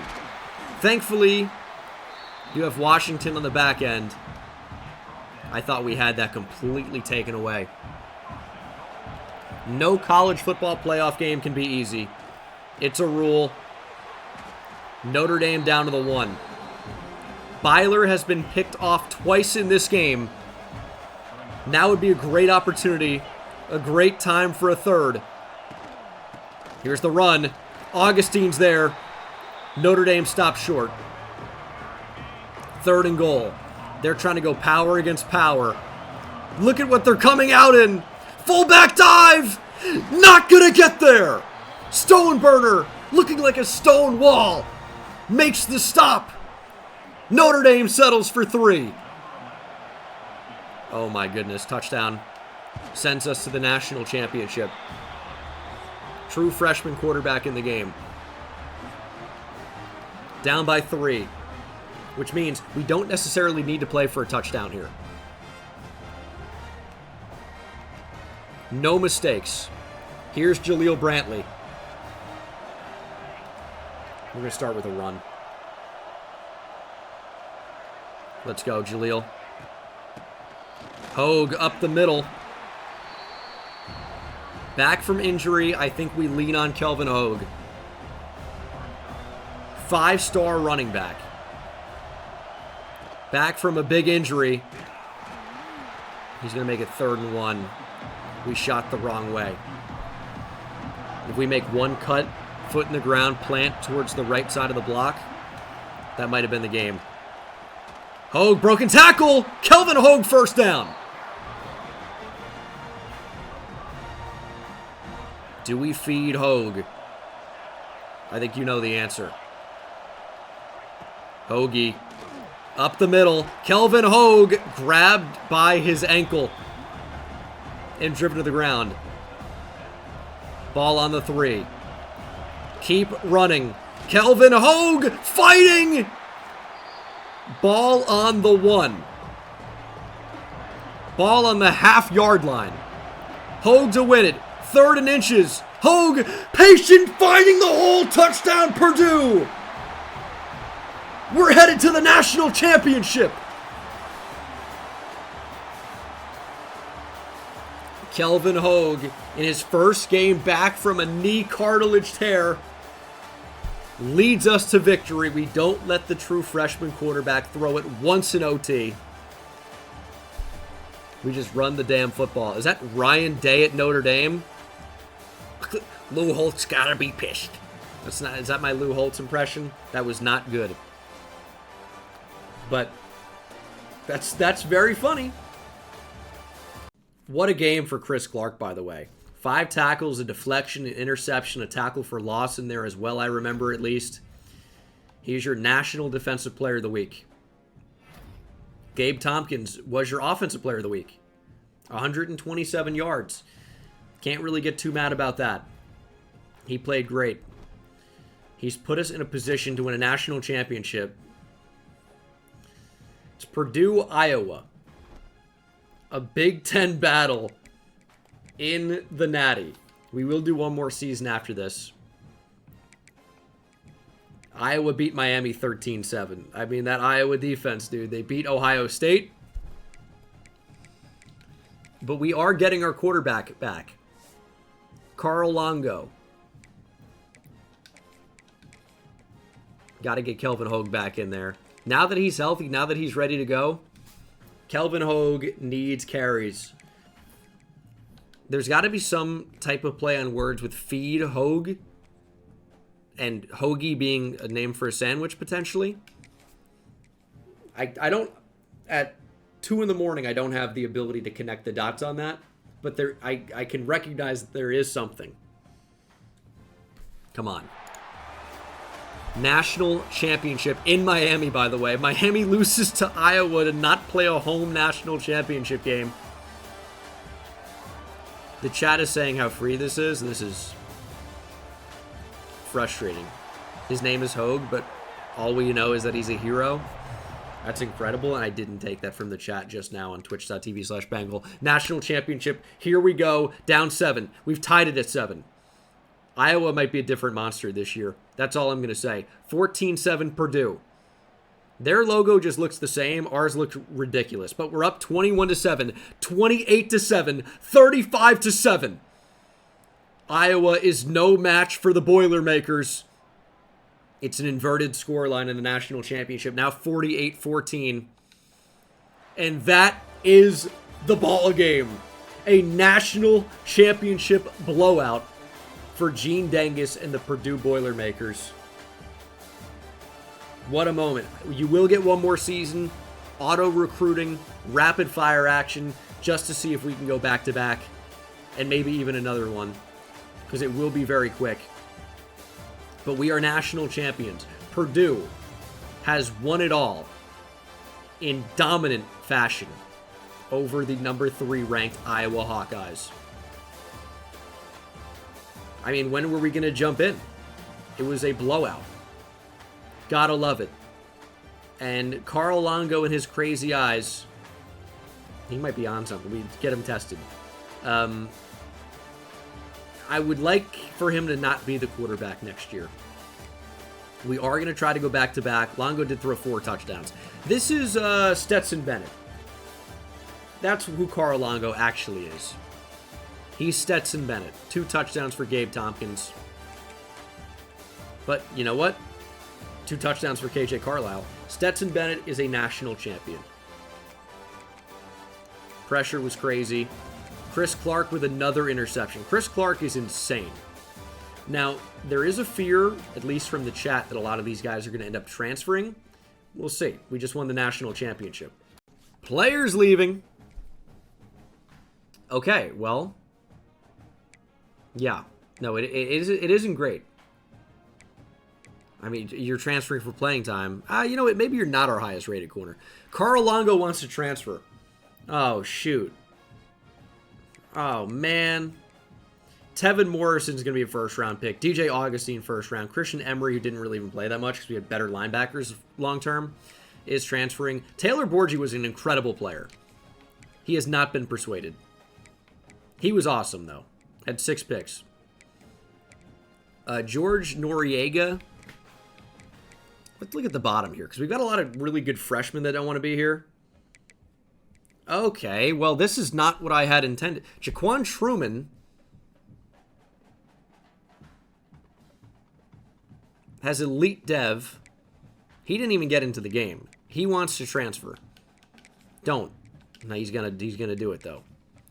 And then we have some 5 stars that no longer want to be here. Losing an elite dev quarterback that I thought could have been the starter this year is a little bit annoying. Jaleel Brantley has normal. And then we're potentially losing some really good... Oh, Daniel Slatteroff is back. He's elite dev. That's cool. I don't want to lose the star dev play. I mean, Marquise Babineau has not been persuaded. Why do you want to leave? You want to be closer to home?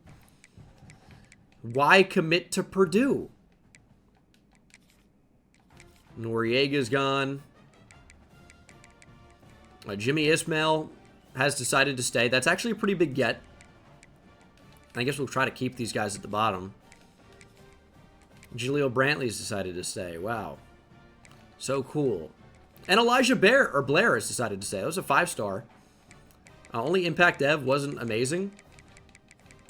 But that actually is not that bad. And I guess... Oh, man. I think we're out of persuades. Oh, we have 1 more left. Oh, shoot. I guess Longo's gone. Ah, crap. What are we going to do at quarterback? Anything else? Anything else, actually. There are actually quarterbacks in the portal for us to potentially add. So I'm going to handle portal recruiting. Man, Taylor Borgie leaving is so frustrating. But this is a pretty good-looking set of players in the portal for us. And I'm really excited about this next season. I think we're going to look incredible. How about another Mike linebacker? Cool. National Signing Day has given us the top class with only 19 commits. 8 5-stars, 11 4-stars, no 3 or 2 stars. Any notable dev traits in here? Star for Eric Griffin at corner. Star for Cole Garland at right tackle. Star for Dim K. Devontae Land, the quarterback, does have star. Star for Stephen Lord. The other quarterback, Elijah Sharp, also has star. So I guess we'll just play what appears to be the best one. It's kind of the way to go about that, I would say. A lot of impact and normal per usual. But we did pretty well at the start. Marler in the transfer portal has star. Greg Blossy has elite. This is going to be big for off-season development. We gave a really good run at another quarterback in the portal. But he had a playtime deal breaker that we found out about in the last week. So, who's going to start for us? I think we go with the in-state Elijah Sharp. These two are very comparable. Devontae Land is a slightly better athlete. Elijah Sharp is a slightly better thrower of the football with still decent athleticism and better physical and mental abilities, I would say. But does Quincy Zimba take enough of a jump to where he, with star development, is actually the starter? And that might end up being the case. Big moment. We offered Quincy Terzilli in the portal. He said he didn't want to come because of playing time, but has now ended up on our roster. Maybe we were the only team that ended up offering him a scholarship, and we have our new highest rated quarterback with star dev, with skill points, with a chance to win another national championship. Or it would be first for him, but for Purdue. This will be the team for 2030 as we try to go back-to-back. Zimba's up to a 92. Both of the freshmen are not expected to play. But, I mean, we have Quincy Zimba. We have two Quincy's. It's quite a Quincy type of quarterback room. And this team is just fantastic, right? Our offensive line is not, I don't think, as good as it was last year. I mean, certainly not. But it's workable. And the defense is absolutely outstanding with Ben Marler from the portal. Isaac Steven is getting better. And we've got boosts. Like, Marquez Calvin is a 90 instead of an 86 because of our tactician upgrades. Legend Ejiofor is insane. Linebacker is unbelievable. Like, Duke Copper's up to a 94. Daniel Schlauderoff, as a redshirt freshman, is a 94. And then Chris Clark is playing up to a 92. Corner, Ricky Washington's a 98. We're about to lose a lot of our team to the draft, no question. But this team is out of control good. So it's just, if we have an injury, we're fine. Chris Clark has 98 finesse moves. I decided to upgrade him as a pass rusher with 91 speed, 96 acceleration. So this team, as I mentioned, is absolutely out of control good. I'm really excited to see what they're able to do. Hopefully win a national championship. And again, if there are injuries, like we should still be completely fine. So let's win a natty. We went 8-4. I don't really know how. We're not going to be playing in the conference championship. Maybe we'll do one more season. There was an injury to Quincy Terzilli, which forced Zimba into the game. They basically played identically because it's completely playbook dependent, up, to a point. So that's actually a pretty tough injury. Kelvin Hogue dominated. 19 touchdowns, over 6 yards per carry, 1,200 yards. Leo Brockle is getting the ball too much. It keeps putting him in the slot, and that's not good at all. 24 TFLs for Steven. Chris Clark got hurt as well. So, ruptured disc, out 4 weeks. I mean, we were good, but we weren't that good. 8-4 is just not going to cut it. All right, we'll simulate the players leaving, and we'll see if we can run it back and win 2 out of 3. Well, I fear this next season might not go very well. We are losing a lot of our best players to the draft. A lot of them. Now, mostly everybody doesn't want to transfer, which is nice. But, and we only have 8 persuades here. Why is this such a bad year? Ricky Washington, I don't expect to persuade any of these guys. Maybe Kelvin Hogue because he feels like a team player. He's a bitch. Zimba wants to transfer because of championship contender. That's how far we've fallen. No, he's gone. KJ Carlisle. Coach Prestige. How are we dropping below a B+ or an A-? Eric Griffin has not been persuaded. Stephen Lord. Playing time has not been persuaded. We've lost the current and the future in one fell swoop. Auto recruiting brought in 2 players, by the way. If you were curious how that's working out for us. I don't think I need anything in the portal. I'm just focusing on simulating another year. So, oh. We could bring Taj Lehman back. Hold on. Well, we did at least sign more players. But I surely did not end up being a good class. Our final class ends up being probably bottom of the Big Ten. But you know what? We got 21. 5 4-stars in the portal. Or total. But, yeah, we're pretty much just going to simulate here. You know, I'm thinking that it's really weird we didn't do that well. I don't really know what that's about. I've turned on auto recruiting. We're barely even starting as a ranked team after going 9-4 last year. The team still looks very good. But I'll tell you, auto upgrading doesn't seem to really boost the overalls of players like nearly as much as I would like. So I don't really think we have a great chance to do much here. We still have some really good players, especially at linebacker. We got some crazy talents, but quarterback is not especially sharp.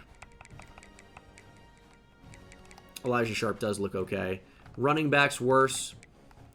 Leo Brockel's still here. I mean, we just kind of got killed in the portal into the draft, and maybe we just had the fall off. I think last year was the year to do it, to go back-to-back, and, you know, it didn't happen.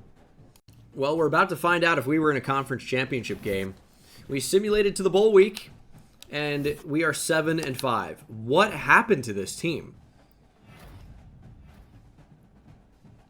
No idea. But we completely fell apart in sim. Does simulating the whole season have a different effect compared to simulating week by week? That sounds ridiculous to me, but I mean, the results should speak for themselves. Thank you guys so much for watching. Couldn't get multiple national championships in this one, but just the one through 2031. And I will see you in the next one. Take it easy.